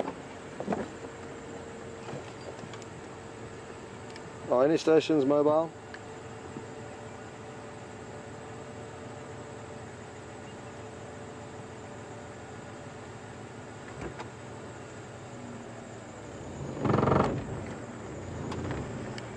Are any Arathusa stations on this channel?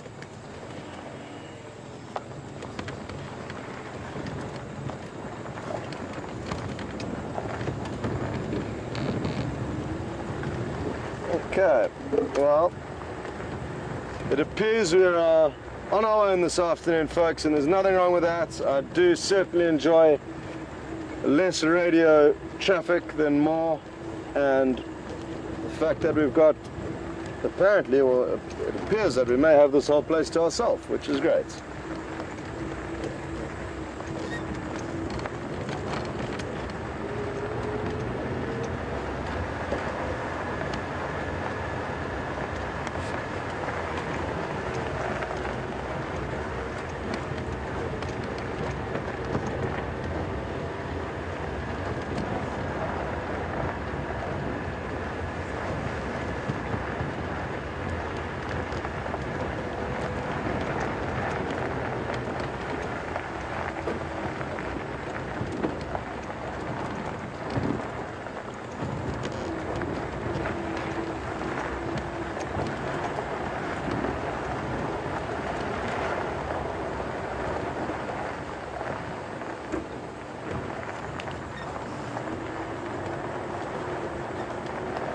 It's very difficult to drive through a little depression like that with a sandy riverbed running across the road without stopping to check for any trucks or anything exciting.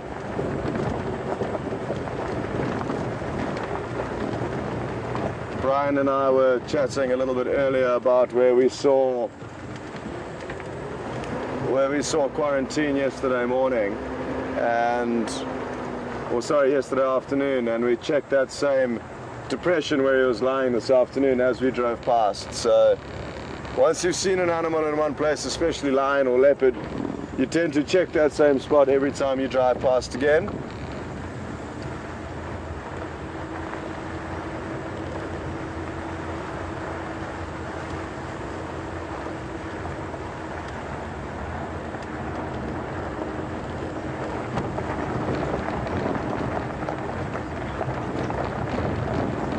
Not entirely.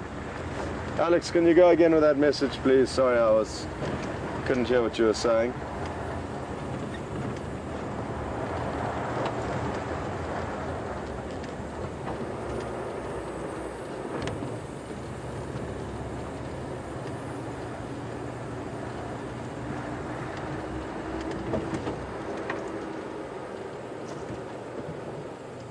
Okay, folks, well, it's always nice to chop and change between the two vehicles, and I've said it before and I'll say it again, the the beauty of it, the safari option for you guys, is that you do get to experience two different vehicles traversing, which means your chances of seeing something are that much greater than just being on this vehicle entirely. So let's head over back to Mark and see what he's been up to, and we will catch up with you a little bit later.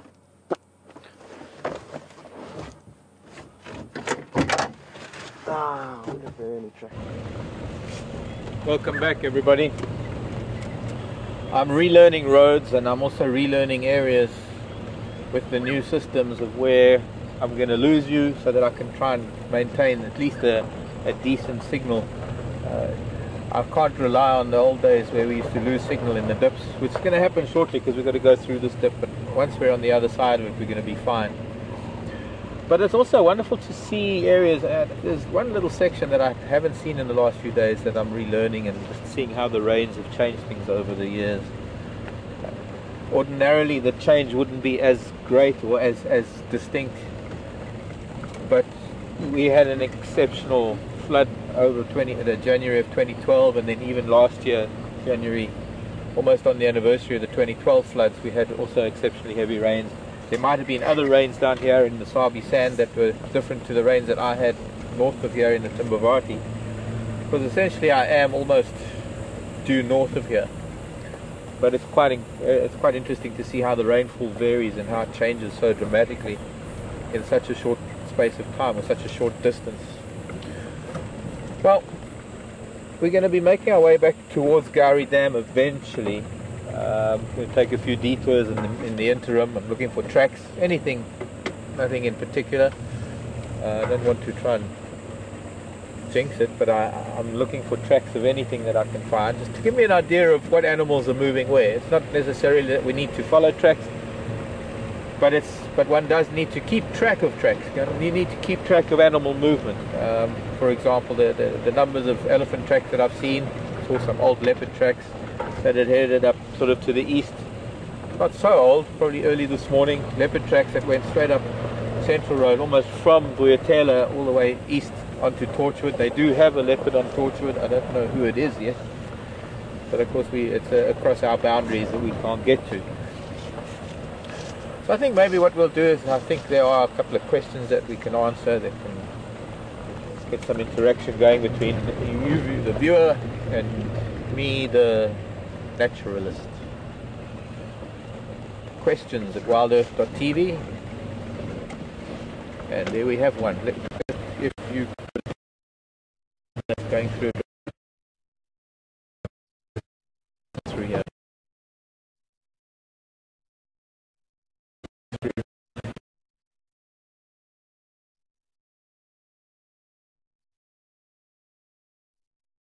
Oh, put in a whole concrete crossing here.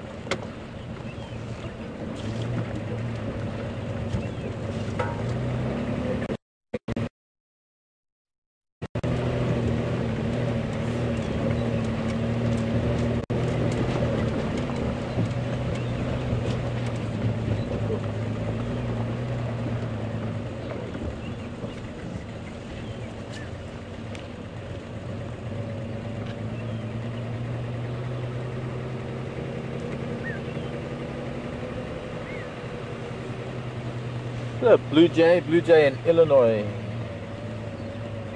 Ah, Blue Jay. The difference between rock and water monitors. We're going to go up Gowrie Cutline, get onto Biffles and Cutline.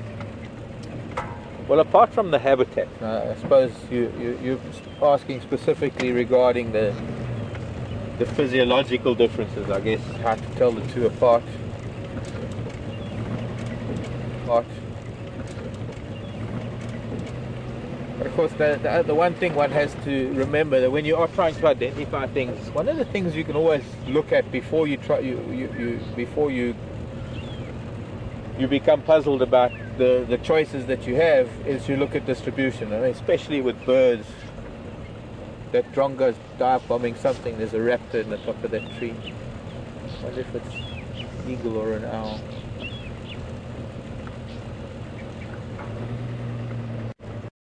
He actually is the most beautiful jackalberry, one of the most beautiful I've ever come across.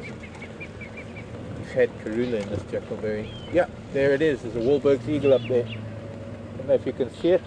Pale-phased Wahlbergs. Probably the same pale-phased Wahlbergs that we've had in over the years. There. Let me switch this off. Okay, Blue Jay.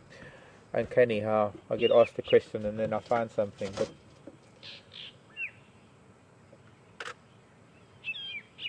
Wahlberg's eagle, one of the migrants that comes back to the same nesting area in summer. And I could see there was a drongo. Drongo is a type of flycatcher, and just by its behavior, it told me that it was mobbing something, and luckily there's a beautiful gap in the tree. And there's only one eagle really that has this sort of colour morphism. And quite strangely enough, this particular type of eagle, known as the Wahlberg's eagle, comes in a light form and a dark form and somewhat intermediary forms. And you can have a pale-phased Wahlbergs mating with the dark-phased Wahlbergs, so that they don't really discriminate. This is not what we call leucism. It's not anywhere near albinism.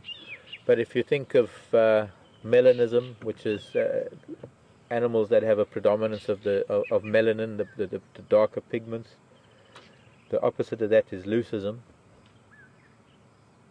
This is not a leucistic bird. There, the drongo is still flying above this Wahlberg's. Now, the Wahlberg's is a bird hunter. That's one of the reasons why the drongo is doing what it is.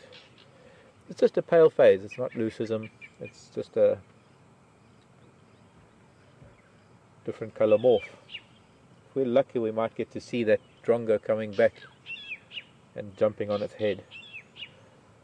Wahlberg's eagles are probably one of the smallest of what we call the true eagles. They're one of the booted eagles. They have feathers all the way down to the feet.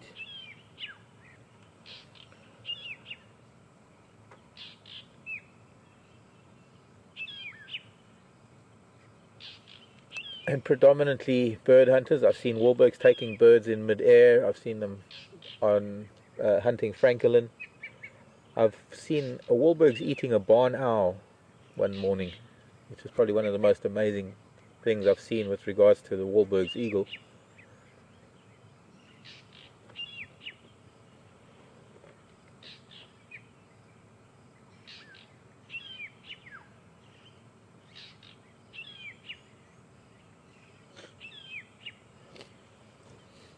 Could you give us a bit of scale in it? I can't zoom out and try and get sort of as much of the tree in as possible, because we're gonna leave this pretty bird. And this is a magnificent jackalberry, an ebony tree.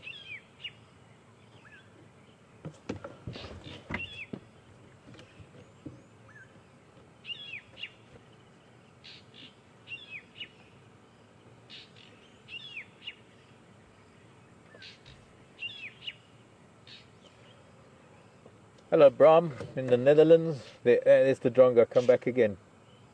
Oh, we just happened to be zoomed out. There we go. Oh, you can just see it in front. I'm going to stay here. I was going to move on, but I think for now, I'd like to just get a nice shot of, try and get to see this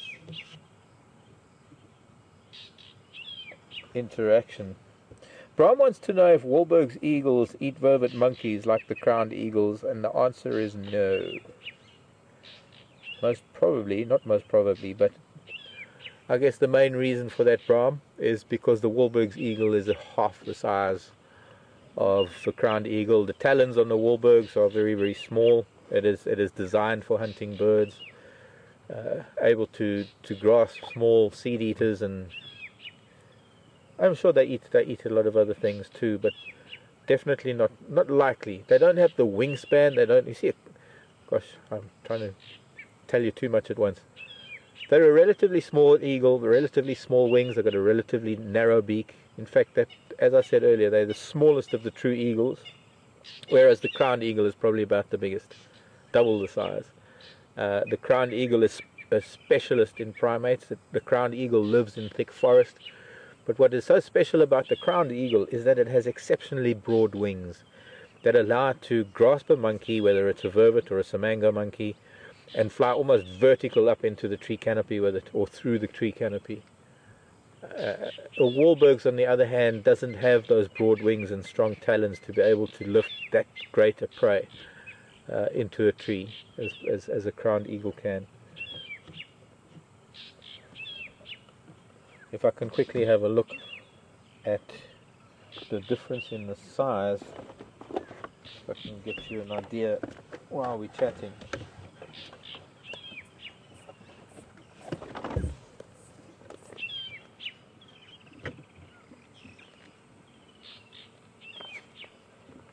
Give you an idea. Wahlberg's eagle has got a wingspan of about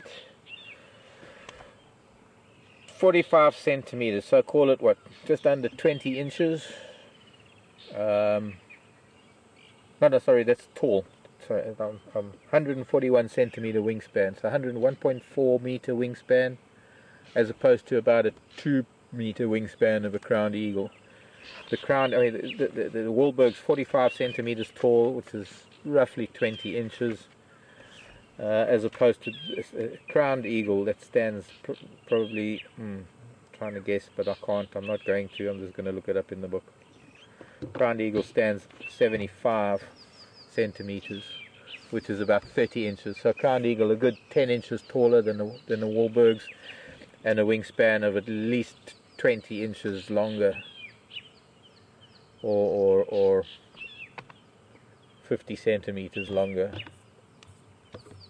There's that there's just off there at the bottom. No, I was just going to say that we can see that storm brewing.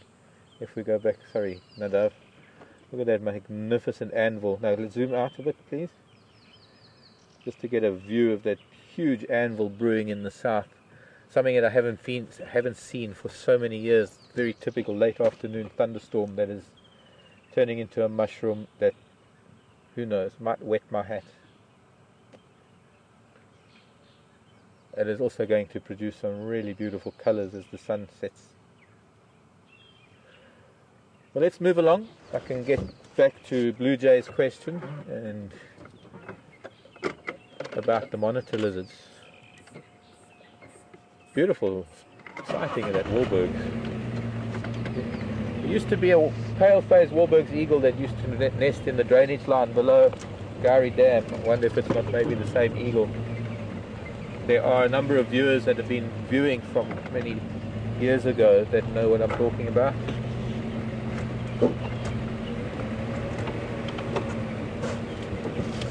We used to have giant eagle owls in there. Big jackalberry, big ebony.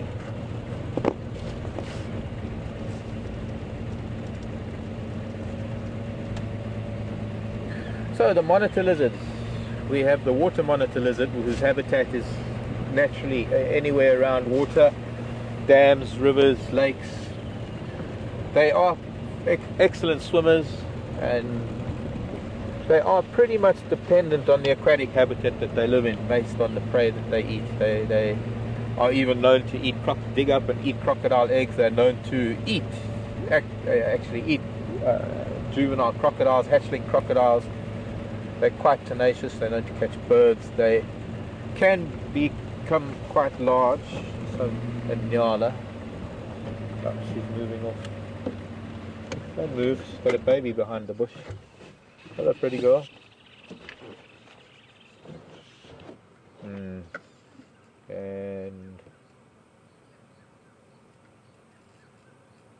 I can try and turn around and see if we can see them. There's a nice little youngster there, and I can see others further in. Oh, that's a bit difficult, but thanks, Nadav. Let's try and get a. Maybe we'll get a. We'll have to find some nyala in the open area a little bit later. Unless I can turn in here and we'll get a view of her and the little one.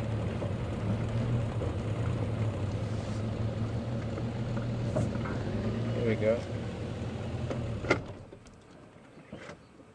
Not quite little one. There we go. Come little one. Come out into the open. A few months old.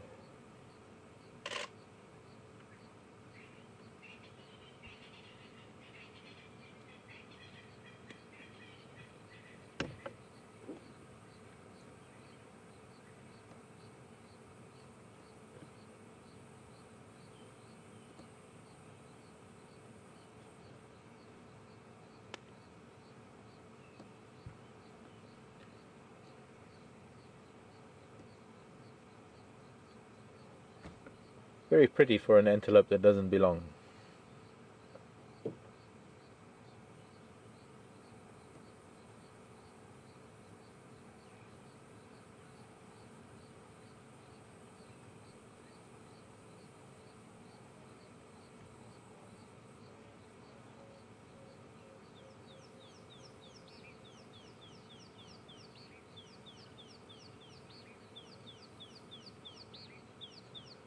Spelled N-Y-A-L-A, Nyala. Now they are what we call one of the spiral-horned antelope. Family of antelope whose males all have spiral horn, just like the kudu. The other members of the family include the bushbuck. In Botswana and in Zambia, in the marshy regions, we get an animal known as the sitatunga, a really beautiful, kind of a cross between a nyala and a bushbuck and something entirely unique. And the sitatunga has a semi-aquatic habitat, has very unique hooves to be able to press down vegetation to help it help not sink into vegetation as other antelope would. It's got exceptionally long hooves that tend to press down vegetation and make a mat to stand on rather than sinking through, so that they can move through swampland and marshland almost two-thirds, almost submerged in fact, to get grazing on a host of sedges and grasses. Okay, I think we're not going to be able to see them much better. They're moving into some thicker stuff and it's going to be rather awkward to get a view of them. But there are a lot of nyala, or not a lot, but there are nyala around. And I'm just going to get back to the monitor lizard, because I don't think I've quite finished with the monitor lizards yet. So the water monitor grows to about 3.5 feet, maybe a bit more. And when you look at the head of the water monitor, and I suppose what I could do actually is I could show you photographs while I'm talking about them. In fact, I can stop a little bit further on and I can give you a picture so that we can know for future reference. Just open the library, put the raptor book away, move the frogs, find the reptiles. I hope the reptiles are here. There they are. A rather flattened head, and of course in the early years the water monitors are very distinctly yellow and green and black striped reptiles. They do tend to change colour a little bit, dull with age. The rock monitor, which is also known as a white-throated monitor, it's also known as a tree monitor, has a very, very what's the word? Stubby head. It's almost got like this pronounced bump on its head. I'll get it for you now. Let me just stop and see if we can focus on some of these pictures. This is a juvenile, one of the juvenile water monitors. Beautiful markings when they are a juvenile. Try and orient it with the camera. There we go, nice and square. Now, here we go. This is this sort of stubby head of the rock monitor, known as Varanus albi. Maybe just zoom in without the... Okay, I'm going to give credit to this book shortly, because I think I should. You can see how rounded that face is. A lot scalier in a way, exceptionally long claws, known as Varanus albigularis. Let's try that one over here. Gives you another idea of the face of the rock monitor.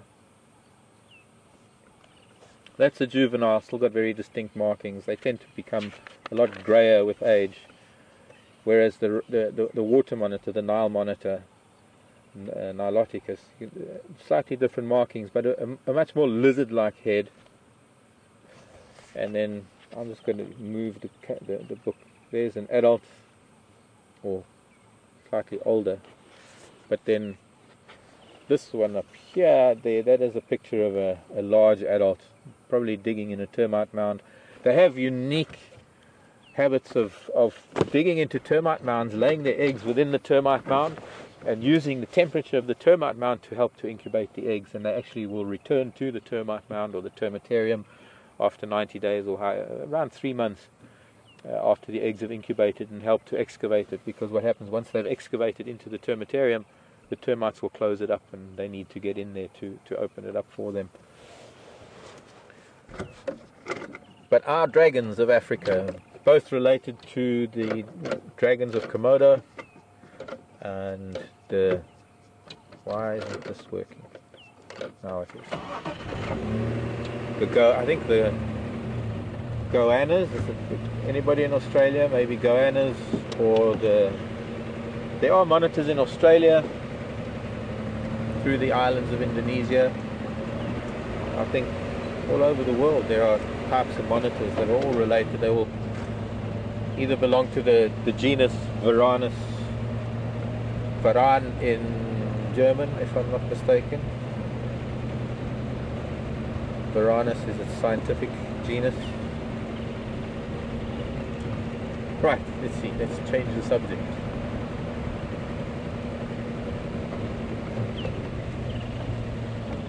Who's next?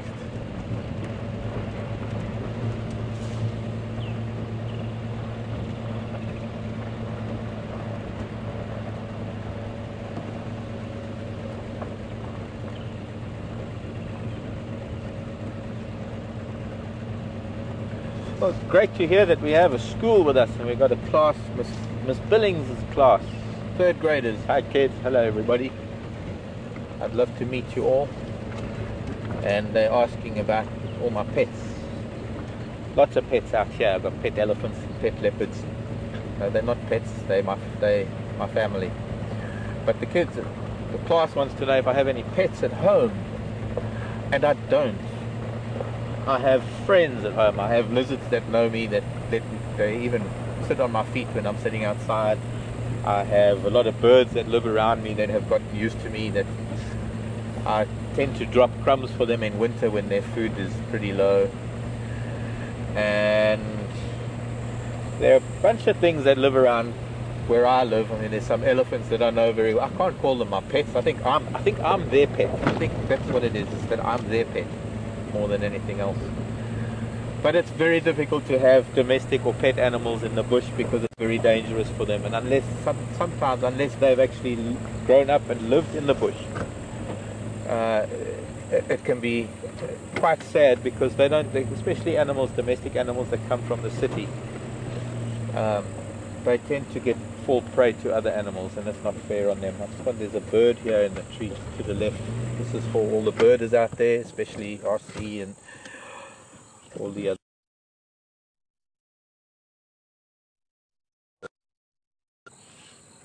But it's earlier on I saw the first one. This is another migrant that has come back to South Africa from further up in Africa. Very pretty little bird. This is the female of that particular. Is that the closest we get? Okay, maybe it's not going to be easy for anyone to identify, but I'll give you a moment to tweet an answer or send an email. I'll give you a hint. It belongs to the shrike family. And maybe I've seen, that's the second female that I've seen. I haven't seen any males. And normally I see them a lot earlier on in December, or even late November. So, pets. There are people that have dogs and sometimes cats in the bush. It's not really wise to have cats, particularly cats, because we have a wild cat here in Africa, which is the African wildcat, and it's very similar. It's probably the ancestor of all the domestic cats. And there's a danger of cats giving diseases to African wildcats, but there's a danger of domestic cats breeding with African wildcats, and that will influence the species. It's bad for the species as a whole. Domestic dogs can bring in diseases that domestic dogs have to populations of wild dog, and wild dog are already an endangered species, so in some cases it's quite detrimental to the local population of wild dog. And it's not really wise to have domestic or pet birds like parrots and things from other countries. And there are problems in the cities, some of the cities, with some species of birds that people have kept as pets that come from other countries, and they've gotten out of their cages and they then become wild, or what we call feral, and they become a danger to the local populations of birds. But I think the main reason that I won't have a pet is because I've had so many friends who have tried to have pets in the bush, and well, I won't make you too sad because it is quite sad, but they get bitten by snakes or eaten by other animals, and it's really not fair that one has to lock them up in the house all day or keep them contained to prevent other animals from getting to them. So I just think it's better. It would be too heartbreaking for me to have a pet and to have it suffer a snake bite or be eaten by a leopard or killed by a baboon. So it's not really fair. And then of course it's not fair to have a wild animal as a pet because, well, they're wild animals. And that looks like a raptor on the ground. Or was it a cuckoo? It was a cuckoo. What was it doing on the ground? I wonder. There have been times when I've been given baby animals to look after, and unfortunately for me personally, I cannot let something suffer. So when I've been given baby things, I'm compelled to raise them. I'm compelled to see it through, but I know that it's going to lead to something sad and bad. And the main reason for that is that we can't teach animals how to be adult animals. We can't teach them about the dangers that they're going to have here in the bush with all the predators. We can't teach them what they need to know to be the type of animal that they are, and they need their own species. So it's very, very bad, and it's very, very sad that some people will take wild animals and make pets out of them, especially some of the animals that live in communities. They live in very tightly knit families, things like mongoose and even lion, anything that lives in a social group, taken out of its environment and put into a human environment, and they're the only animal of their kind. Even the monkeys, for example, where they think that they're human, but they have the limitations of being whatever animal they are, but they're raised in a human environment. So it's really sad that humans think that animals are cute, that they want to have a pet animal, but it's putting an animal through a life of slavery and hell. So I'm not really fond of having pets, other than if you're in the city and you can give a good home to a cat or a dog, or the domestic animals that are over centuries have become pets that can't live in the wild or shouldn't live in the wild. They are wonderful creatures. I mean, a domestic cat has got all the qualities of a big African wild cat, or a big African big cat. Lion, leopard and cheetah. In the domestic cats you can find the qualities of lion, leopard and cheetah. I hope that answers the question. Personally, I don't have any pets. It takes a long time to get to a simple answer. I could have just said no, but I felt I needed to explain. The storm is looking beautiful. I don't know if we're going to try and turn around and just get another glimpse of it. 25,000 feet. Maybe only about 20. I've known storms to reach higher than that. But already that white part of the cloud, you can see the darker part of the cloud underneath it, which is the very low layer, that's probably up to about 5 to 8,000 feet already. So that big white mushroom is probably pushing from maybe 10 to 20,000 feet. That's a big storm brewing. And we're going to keep track of it as just before sunset. It's going to become orange and pink.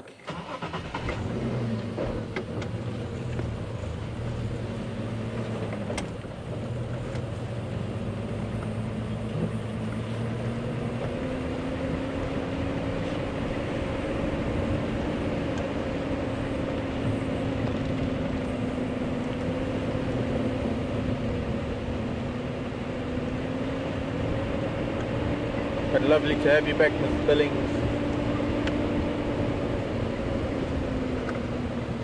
Oh, there's a great spotted kudu. I hope we're going to be. I hope it's going to stay there. There goes another one. Great spotted cuckoo sitting on where that dead wood are. It's gone. It's sitting on a dead piece of wood. And not a very common cuckoo out here in the summer months. Who do we have? Hello. Sabi Sand staff.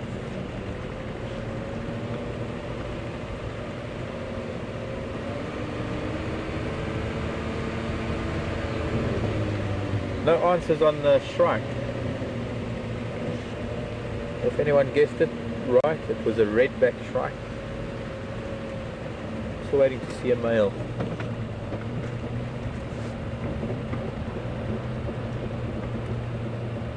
So a couple of answers did come in. Brian. Race and Race is with us. The birders, my usual birders. Brian, I'm sure that's Mr. Tobin. And Raisa, I wouldn't say I forgot about you, Raisa, but I hadn't heard from you, so I wasn't even sure. Thanks, Brian. Love to Heather. Where's RC in the Netherlands today? And if you are birders, please let me know, because we do love to have birders with us, and every now and then, like that, days like today, you've got a huge storm brewing. We've had a very high pressure system come through, some very hot temperatures. It's quite normal that the animals tend to react in a way that, because of the temperature change, when we had cool weather and then hot weather and cool weather, and now today hot and humid. I guess it takes a lot more energy to move around and try and cool their body than it does to just stay in the shade and try and stay cool without using too much energy, as opposed to the opposite sometimes.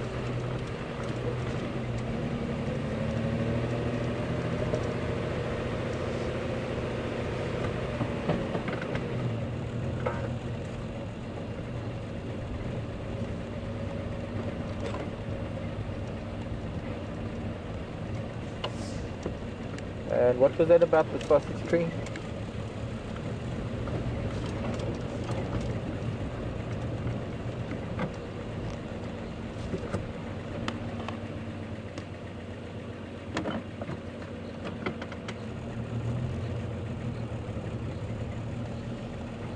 There's a flower of an albizia.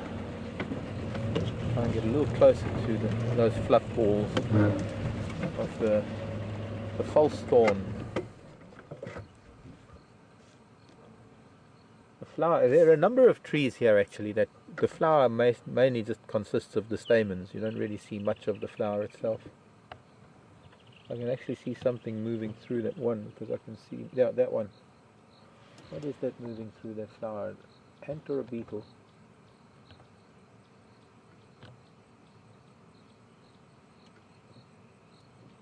An ant. An ant. An ant.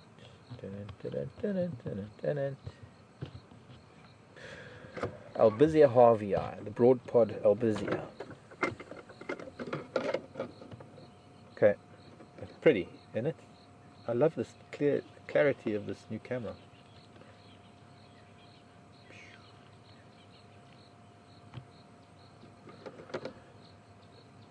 So, I had a question about the sausage tree from, was it Joanne? In Michigan.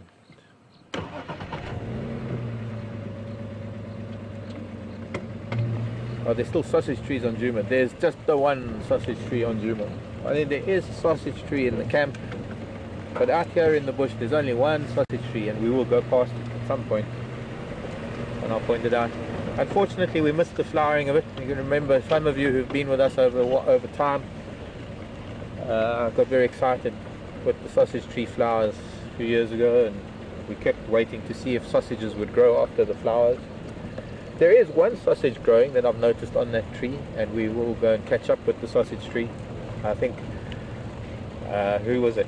It was Linda was also asking about it a little while ago, Pepperbird, and I think one or two other people were asking about the sausage tree, so we do need to go and catch up with the sausage tree. I have a relationship with trees. It's one of those things. I love trees. There's certain trees that I like to watch over time, and that sausage tree was one of them. It was quite sad when we left that I wasn't going to see what would happen to it. And believe it or not, in the last 3 years it hasn't really changed much in size. It's going to take decades before it becomes even resembles a big sausage tree, considering the size of some of the sausage trees I've lived with in East Africa and in the Okavango Delta.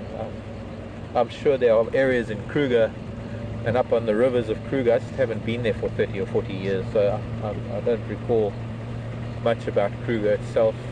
I suppose one of the things that I live in a part of Kruger. I don't have access to the public part of Kruger, but living within the boundaries of Kruger and having all these animals on my doorstep, I don't get to go into Kruger proper, the public side of Kruger, which I do need to. But the other thing is that my Land Rover wouldn't be allowed in Kruger. I'd probably have to get a special permit.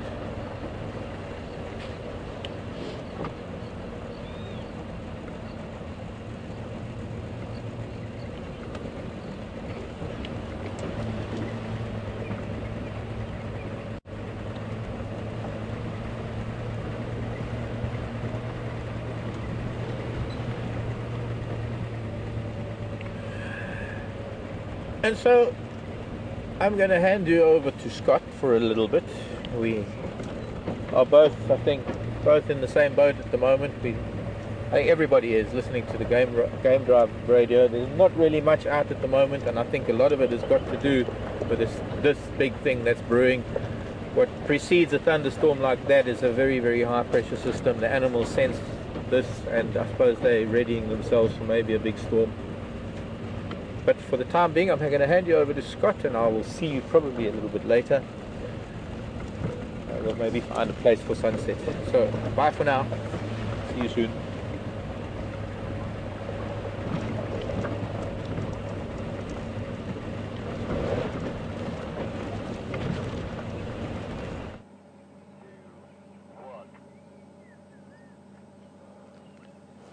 Welcome back, folks.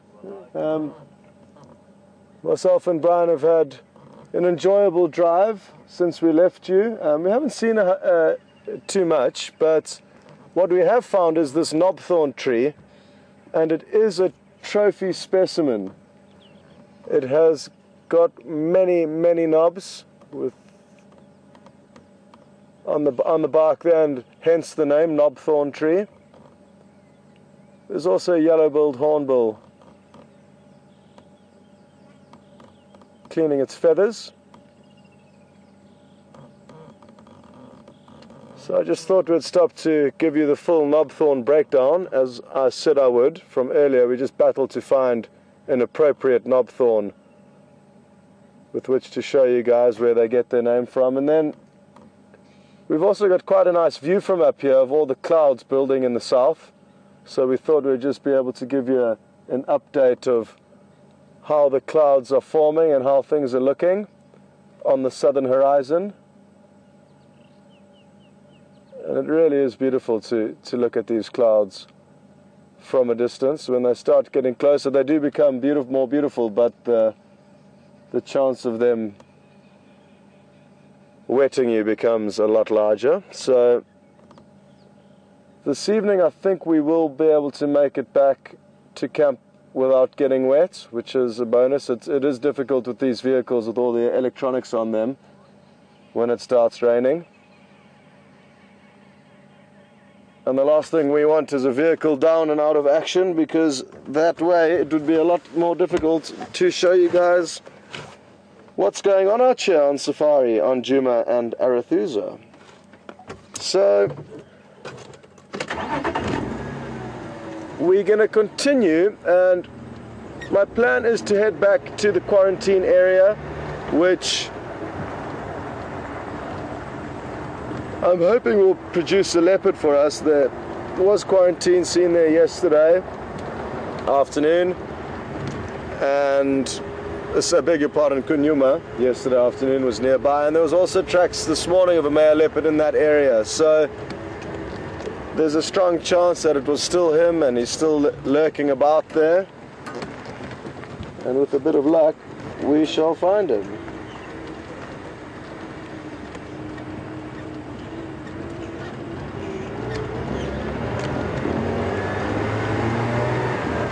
I believe Mark has been telling you all about the sausage tree.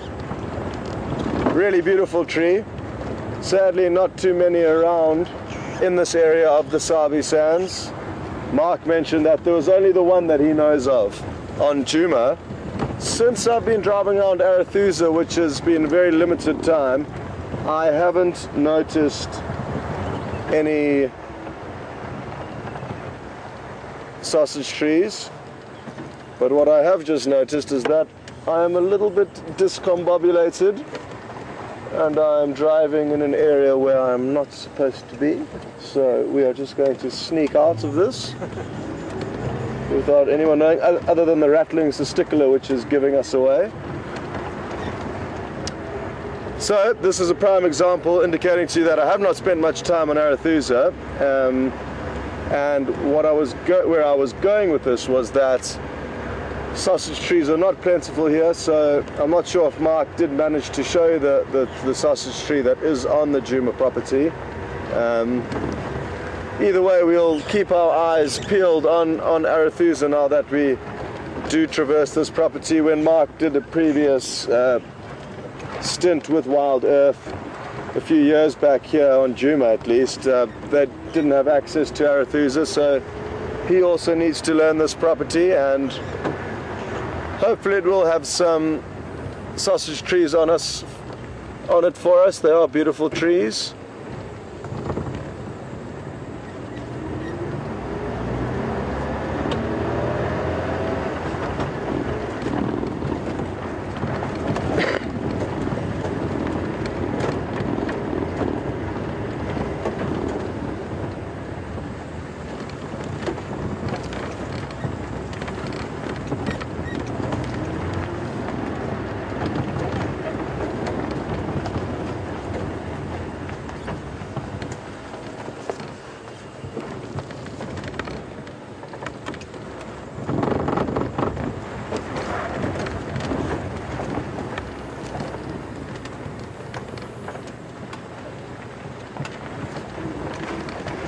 Now, if I was a leopard or a lion,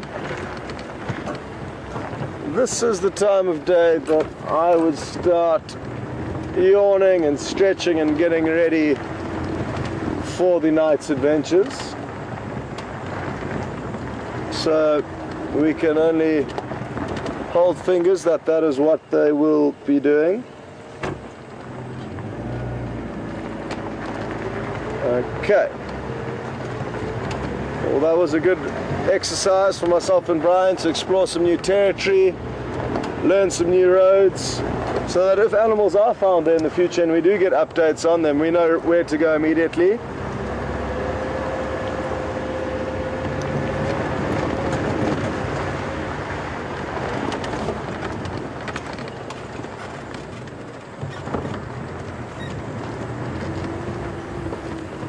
And what we might be able to do is have another look at the hyena den on the way home. It's a good time of the evening to be heading there, and we're not too far from there. Apparently Mark has been there a couple of times over the last few days and also had no luck. So like I said this morning when I was there, there's a strong chance that they may have moved den sites. It's not uncommon from them to chop and change between 5 or 6 different sites within a small kind of area. When I say small, probably within a 2-kilometer radius of one specific den site.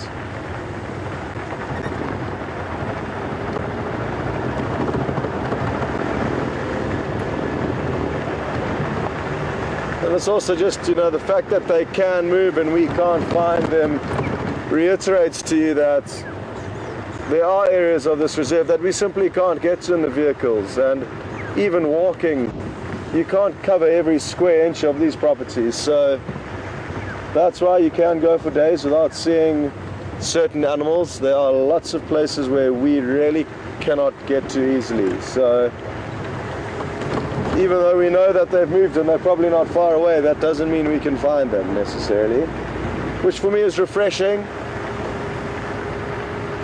If it was as simple as going, well, today we would like to do X, Y, Z, and then if you were able to do it that easily, there'd be not nearly as much adventure and as excitement when exploring this place or places like this.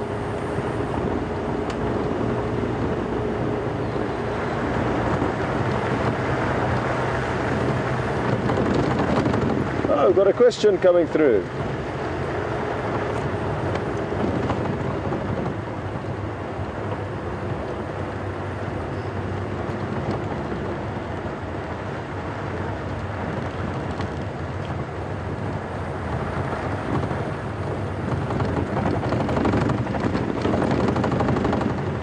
Sorry, Alex, if you could just go with that question again. I didn't quite understand exactly what was being asked there.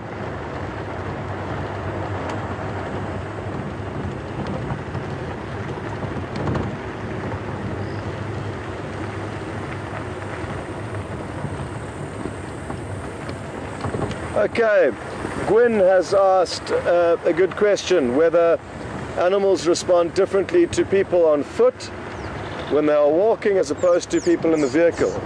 And the answer to that, Gwyn, is yes. The response to humans on foot is very, very different to that of the vehicle. Because a vehicle is big and animals can hear it coming from a long way,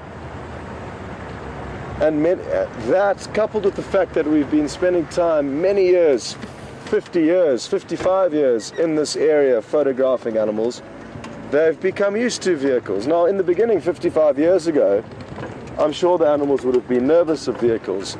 But over time and many, many hours spent viewing at them from a distance, they slowly learned that these vehicles and whatever their vehicle is transporting is not proving any threat. It's simply fitting in neutrally in the ecosystem. So over time that has happened.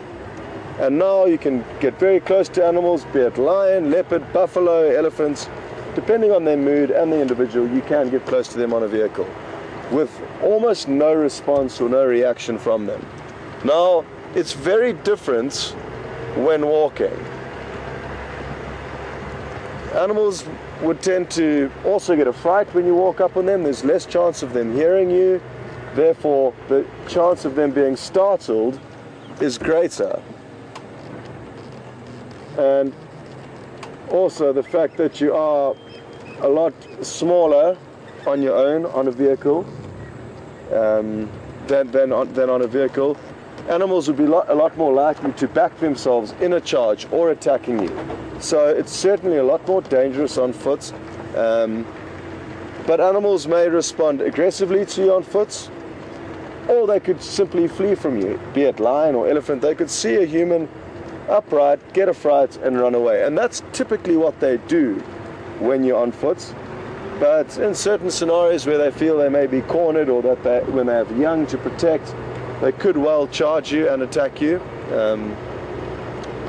But in short, the basic moral of the story is that in a vehicle, animals in areas where they've been habituated will tolerate you and almost not even regard the fact that you're there, and you are very, very safe in a vehicle. Whereas on foot, animals might respond either aggressively or flee from you, depending on the situation. And it's always going to be a lot more of a dangerous situation on foot. So I hope that answers your question, Gwyn. But it does depend on the individual animal, how they respond to you on foot. You get certain prides of lions, certain leopards that don't even growl at you when they see you on foot. So nothing's hard and fast, and that's also an important thing to remember about any story you hear about nature. What I'm saying is a general rule, but there are exceptions to the rule, as always. Out here. Hopefully in time to come, Gwen, we'll have the technology available to us that allows us to do walking safaris, and that way you'll be able to see the response of animals on foot. When doing walking safaris, your goal is to not affect the animal in any way. So to get in, view the animal, and get out without that animal knowing that you're there. Now, even though that is the fundamental goal of a good walking safari, that doesn't always happen.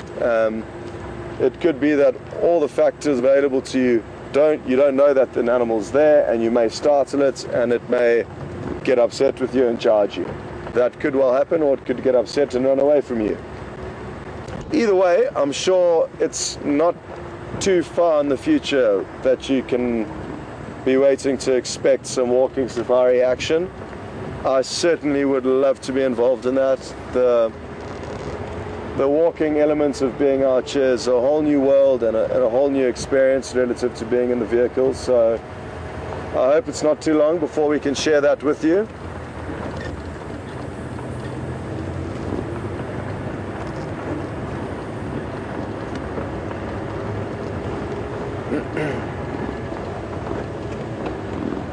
In an ideal world, for me personally, I would do a morning walk as my set safari and an afternoon game drive.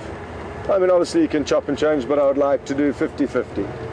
And that way you're getting the best of both worlds. I love my photography, so photographically you're typically far better off in a vehicle than out one. But you could get some lucky shots on foot, no doubt.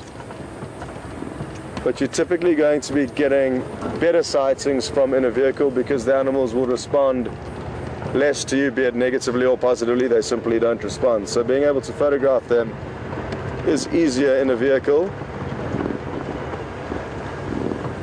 But getting that adrenaline rush and thrill of being on foot in wild places like this, you understandably cannot achieve whilst in the comfort of a vehicle. So just like most things in life, it's pros and cons to all the different scenarios available to us out here. We're just a few minutes away from the hyena den sites.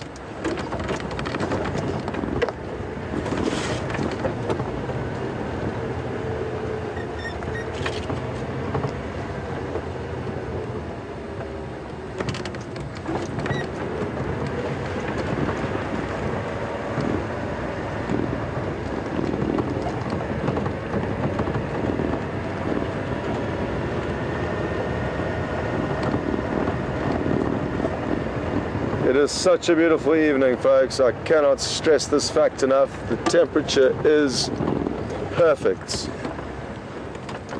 What it is exactly, I don't have a clue, but what I can tell you is that it's nice and cool, and we are as comfortable as could possibly be.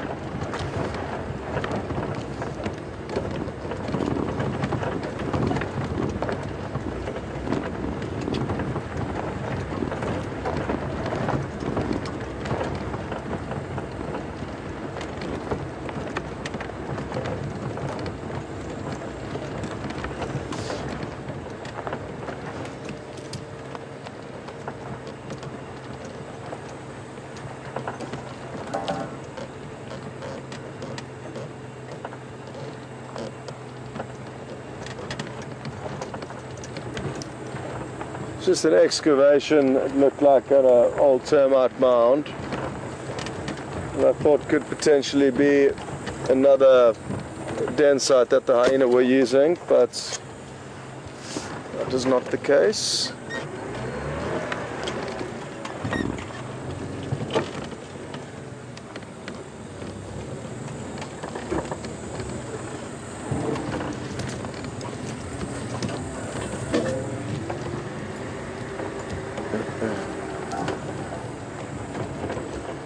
Oh cool, we found a warthog.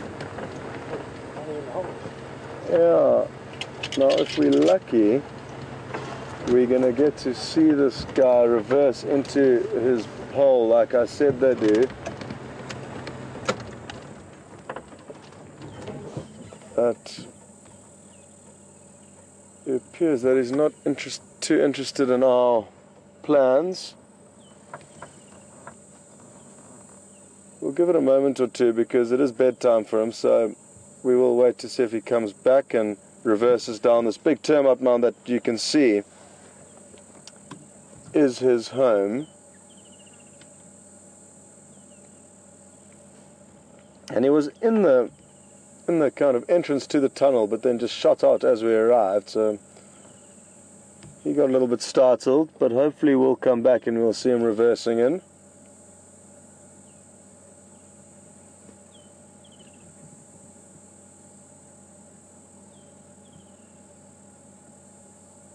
It's a very still and quiet evening tonight. Not a breath of wind.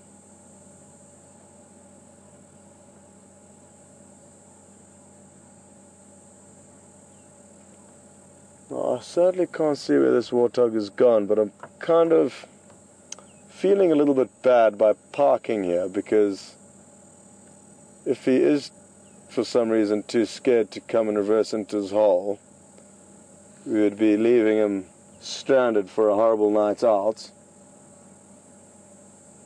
But we will put this one in the memory bank, because warthog tend to sleep in the mornings. If we do come back early one morning, we might get to see him slowly emerging from his hole.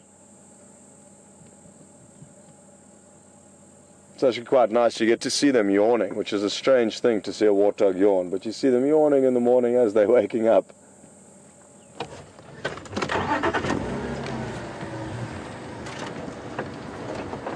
Now, things aren't looking too promising regarding the hyena.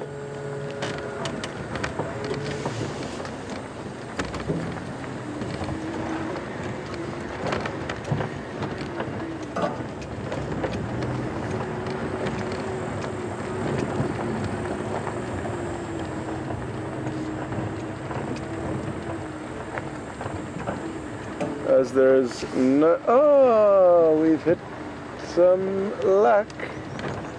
There was one individual hiding behind the termite mound that we couldn't see,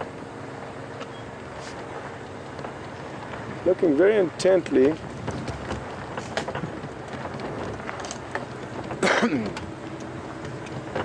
This is an adult we can see, and looks like it could be starting its night of searching for food.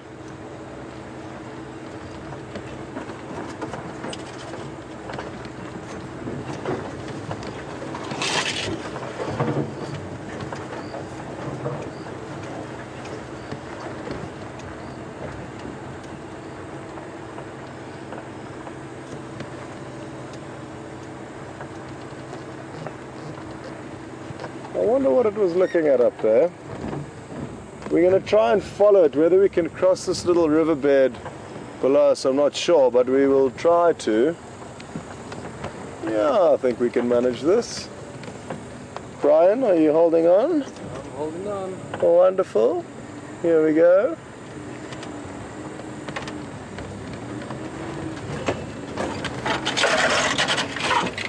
These vehicles really are fantastic, folks. I can't stress to you enough how much fun it is to drive them.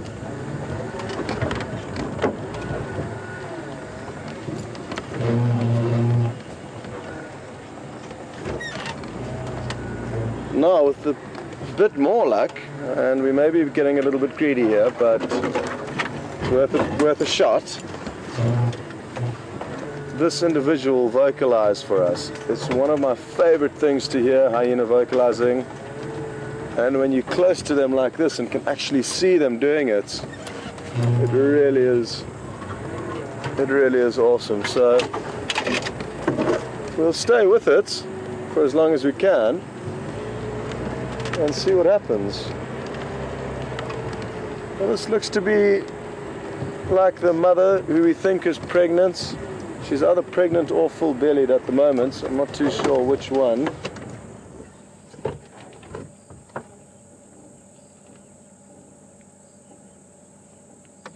And I'm not too sure what she can hear or has seen ahead of her. Time will tell. Or maybe it won't, but by spending time with her now, we will be able to gain insight into what exactly she's going through.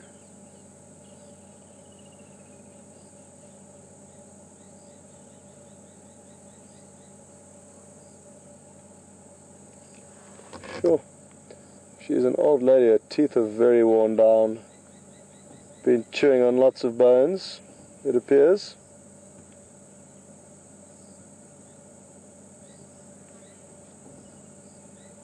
We just saw some lightning off in the distance, just to keep you guys in the loop of what's happening with the weather.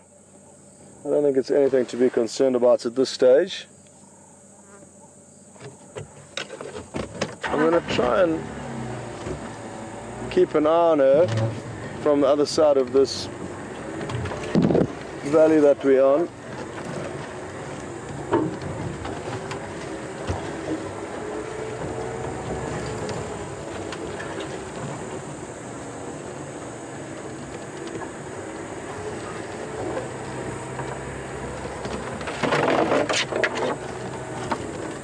I think she's just found a little puddle to drink from. We'll try and get us there. Well, as you can see, it's slow going in this terrain.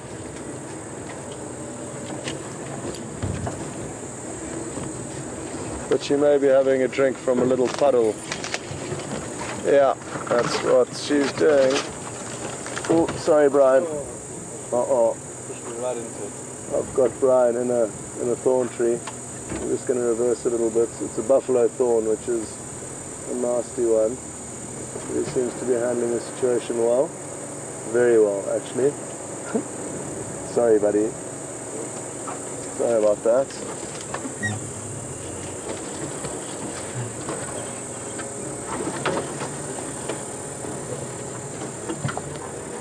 Now we can just see her head and her licking her lips. There's no ways from here that we would be able to get an angle, but you could imagine a little pool of water that's collected in this little riverbed. And hopefully when she lifts her head up and licks her lips, we will have confirmation that she's drinking, but that is what she's doing.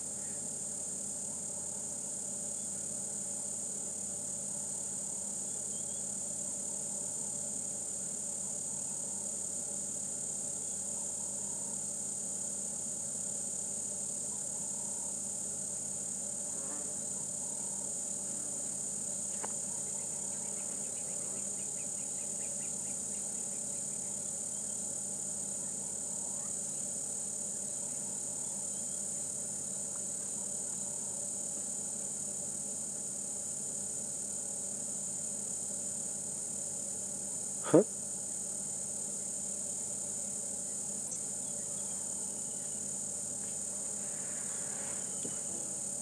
What on earth is going on down there? Looks like she's having a bit of a bath. Okay. Cooling off before her evening out. Let's see if we can creep forward a little bit and work a different angle.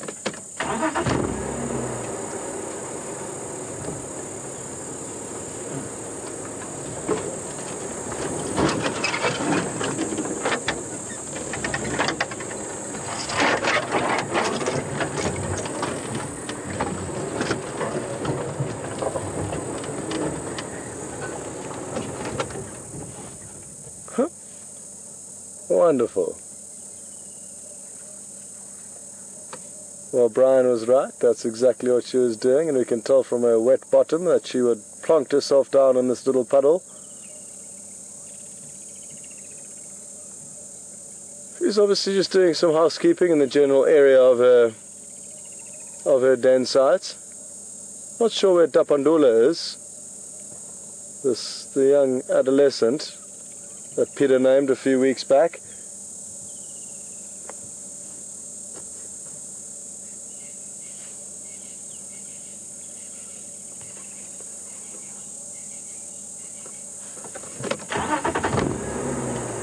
Just taking us on a bit of a run around this lady. But I'm enjoying. Nice to know that there's this little puddle here for the future.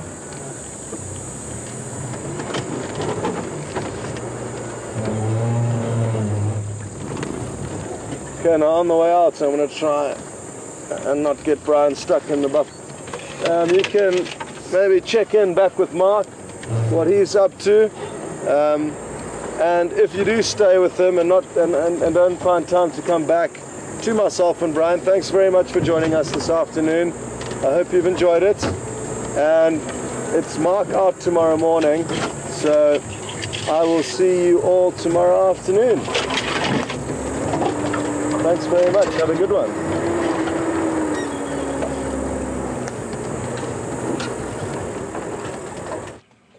3, 2. Finally, for me, the end of my day, and a wonderful way to end it, in fact. Was a lovely big bull behind us, but he wasn't very friendly, and managing to spend a bit of time with these two family groups who are very relaxed. It's getting quite... Hello, little one. Hello, baby. Very nice to spend a bit of time with Ellie's. The end of the day sort of makes my day, and it helps me sleep better at night, knowing that I've had a bit of time with some pachyderms. Here comes the bull now. I need to move slightly, because we might just miss his greeting. I hope not. She's sort of blown in his direction, but he might not have been speaking to them or been with them yet, but he's coming in. He's probably coming in to test. There we go. He's just having a sniff at her. Baby's putting, youngster, I don't know if you noticed that, putting its trunk in his mouth to greet him. Could be father. Youngster also just getting a whiff of his urine dribbling down his legs. Very important greeting ceremonies. Great to see the different sizes. It's a really, really big bull. And for some reason his presence has moved this whole herd deeper into the bush. And the matriarch's rumbling about him.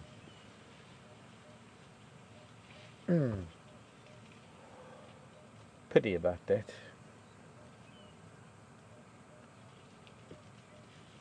Always in a dilemma whether to try and reposition myself and whether that's going to influence them. And I knew right then when we arrived here that I had to arrive and stop and switch off and just let them calm down to our presence, of course.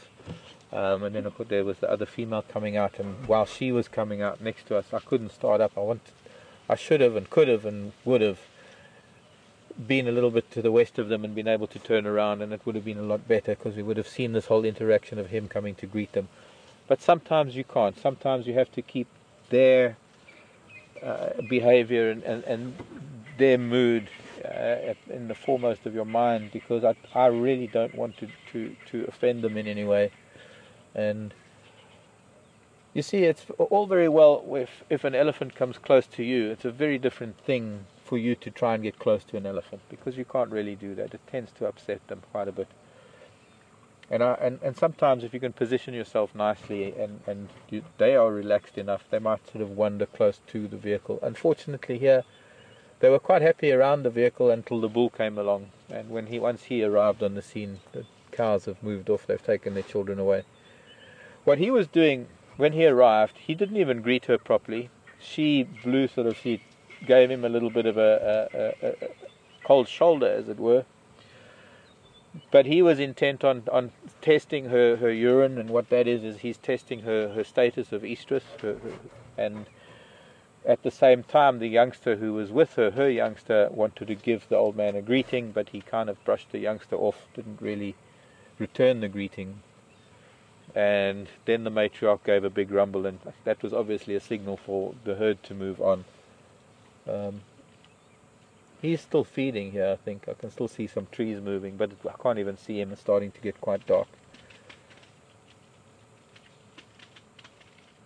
But it's at a wonderful end to my day. We've been driving around. This storm has flattened out completely. I can't even show you now because the cloud is now above us. But it's flattened out. We've seen a little bit of lightning, and I think most of it has rained out. I think the bulk of it, when we were looking at that lovely big mushroom of cloud, that was when the rain was at its heaviest. A little bit of dark cloud that'll maybe give us a sprinkle on the way home.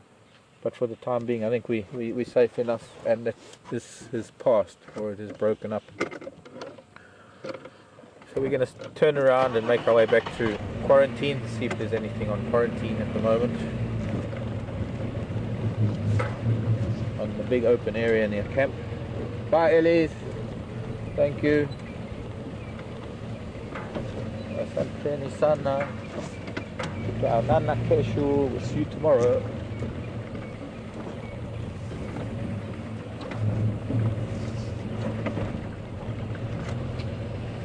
Let me put some light on the subject. We'll put that one, and that one, and that one, and that one. Put a light on the subject.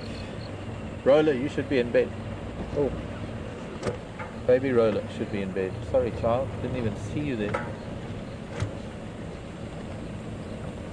Would not have expected a Roller to be sitting in the grass next to the road this time of night. Learning how to chase grasshoppers. Now, I need to find this little toy. There's another Roller in the grass. That's probably another youngster.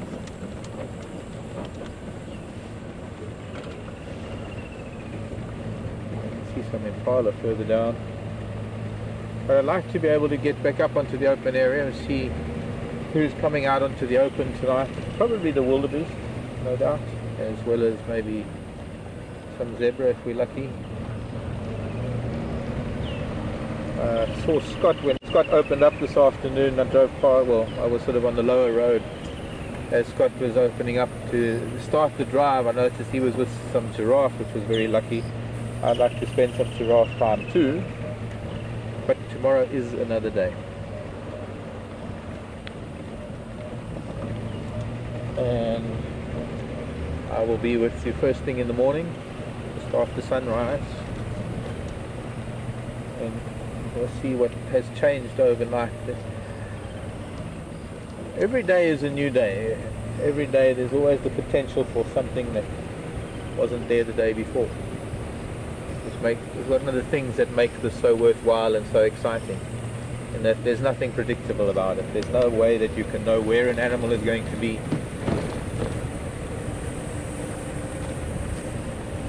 Just a matter of trying to find them. I think if we knew where everything was, if we could just drive straight to a lion and straight to a leopard and straight to an elephant, it would be good content. Yes, you'd always have an animal on your screen, but I think it would be rather predictable. That would take away the very aspect or the very element of what makes African wildlife viewing what it is, and that this is an exceptionally vast area. We are in millions of acres of wilderness. Well, no, it's not quite wilderness, but the classical or the definition of wilderness.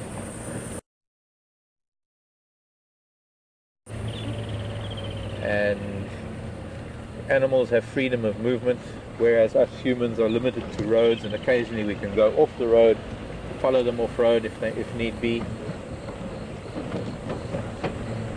But with that movement, the predators have to be in a different place every day, otherwise the prey species get used to where they are and avoid them, and hunting becomes almost impossible.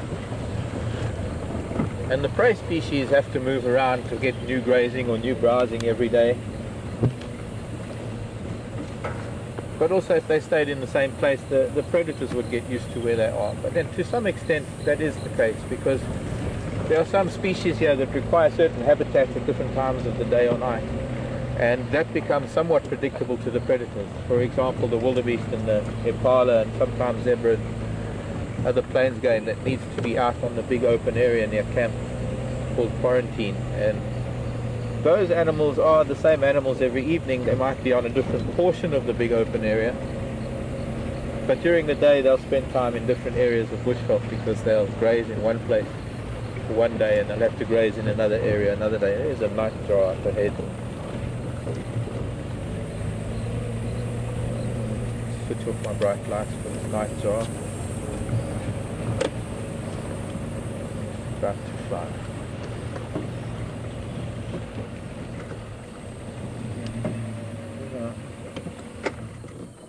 You'll be able to see it.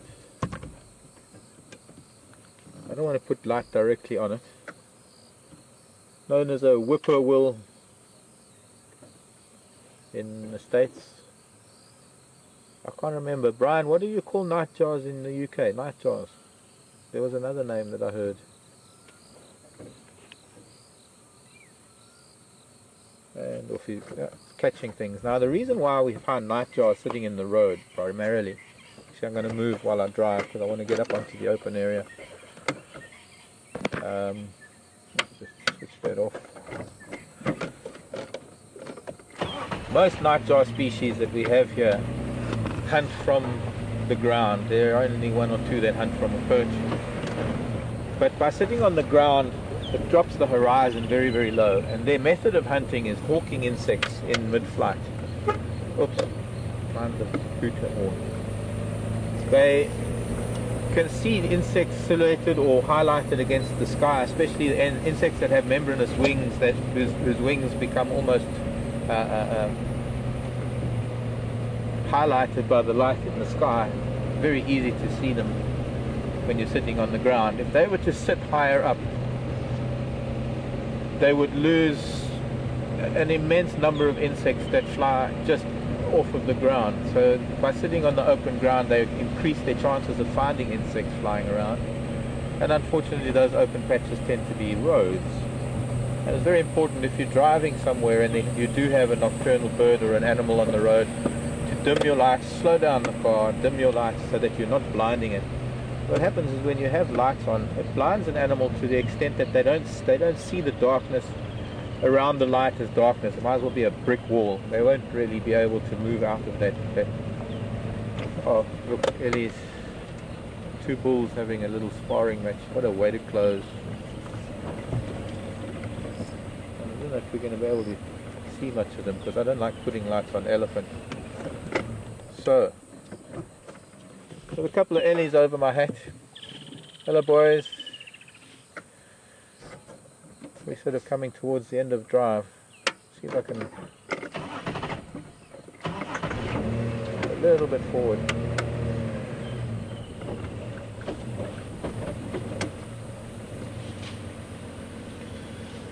Ellie on my hat here. Always my hat getting in the way.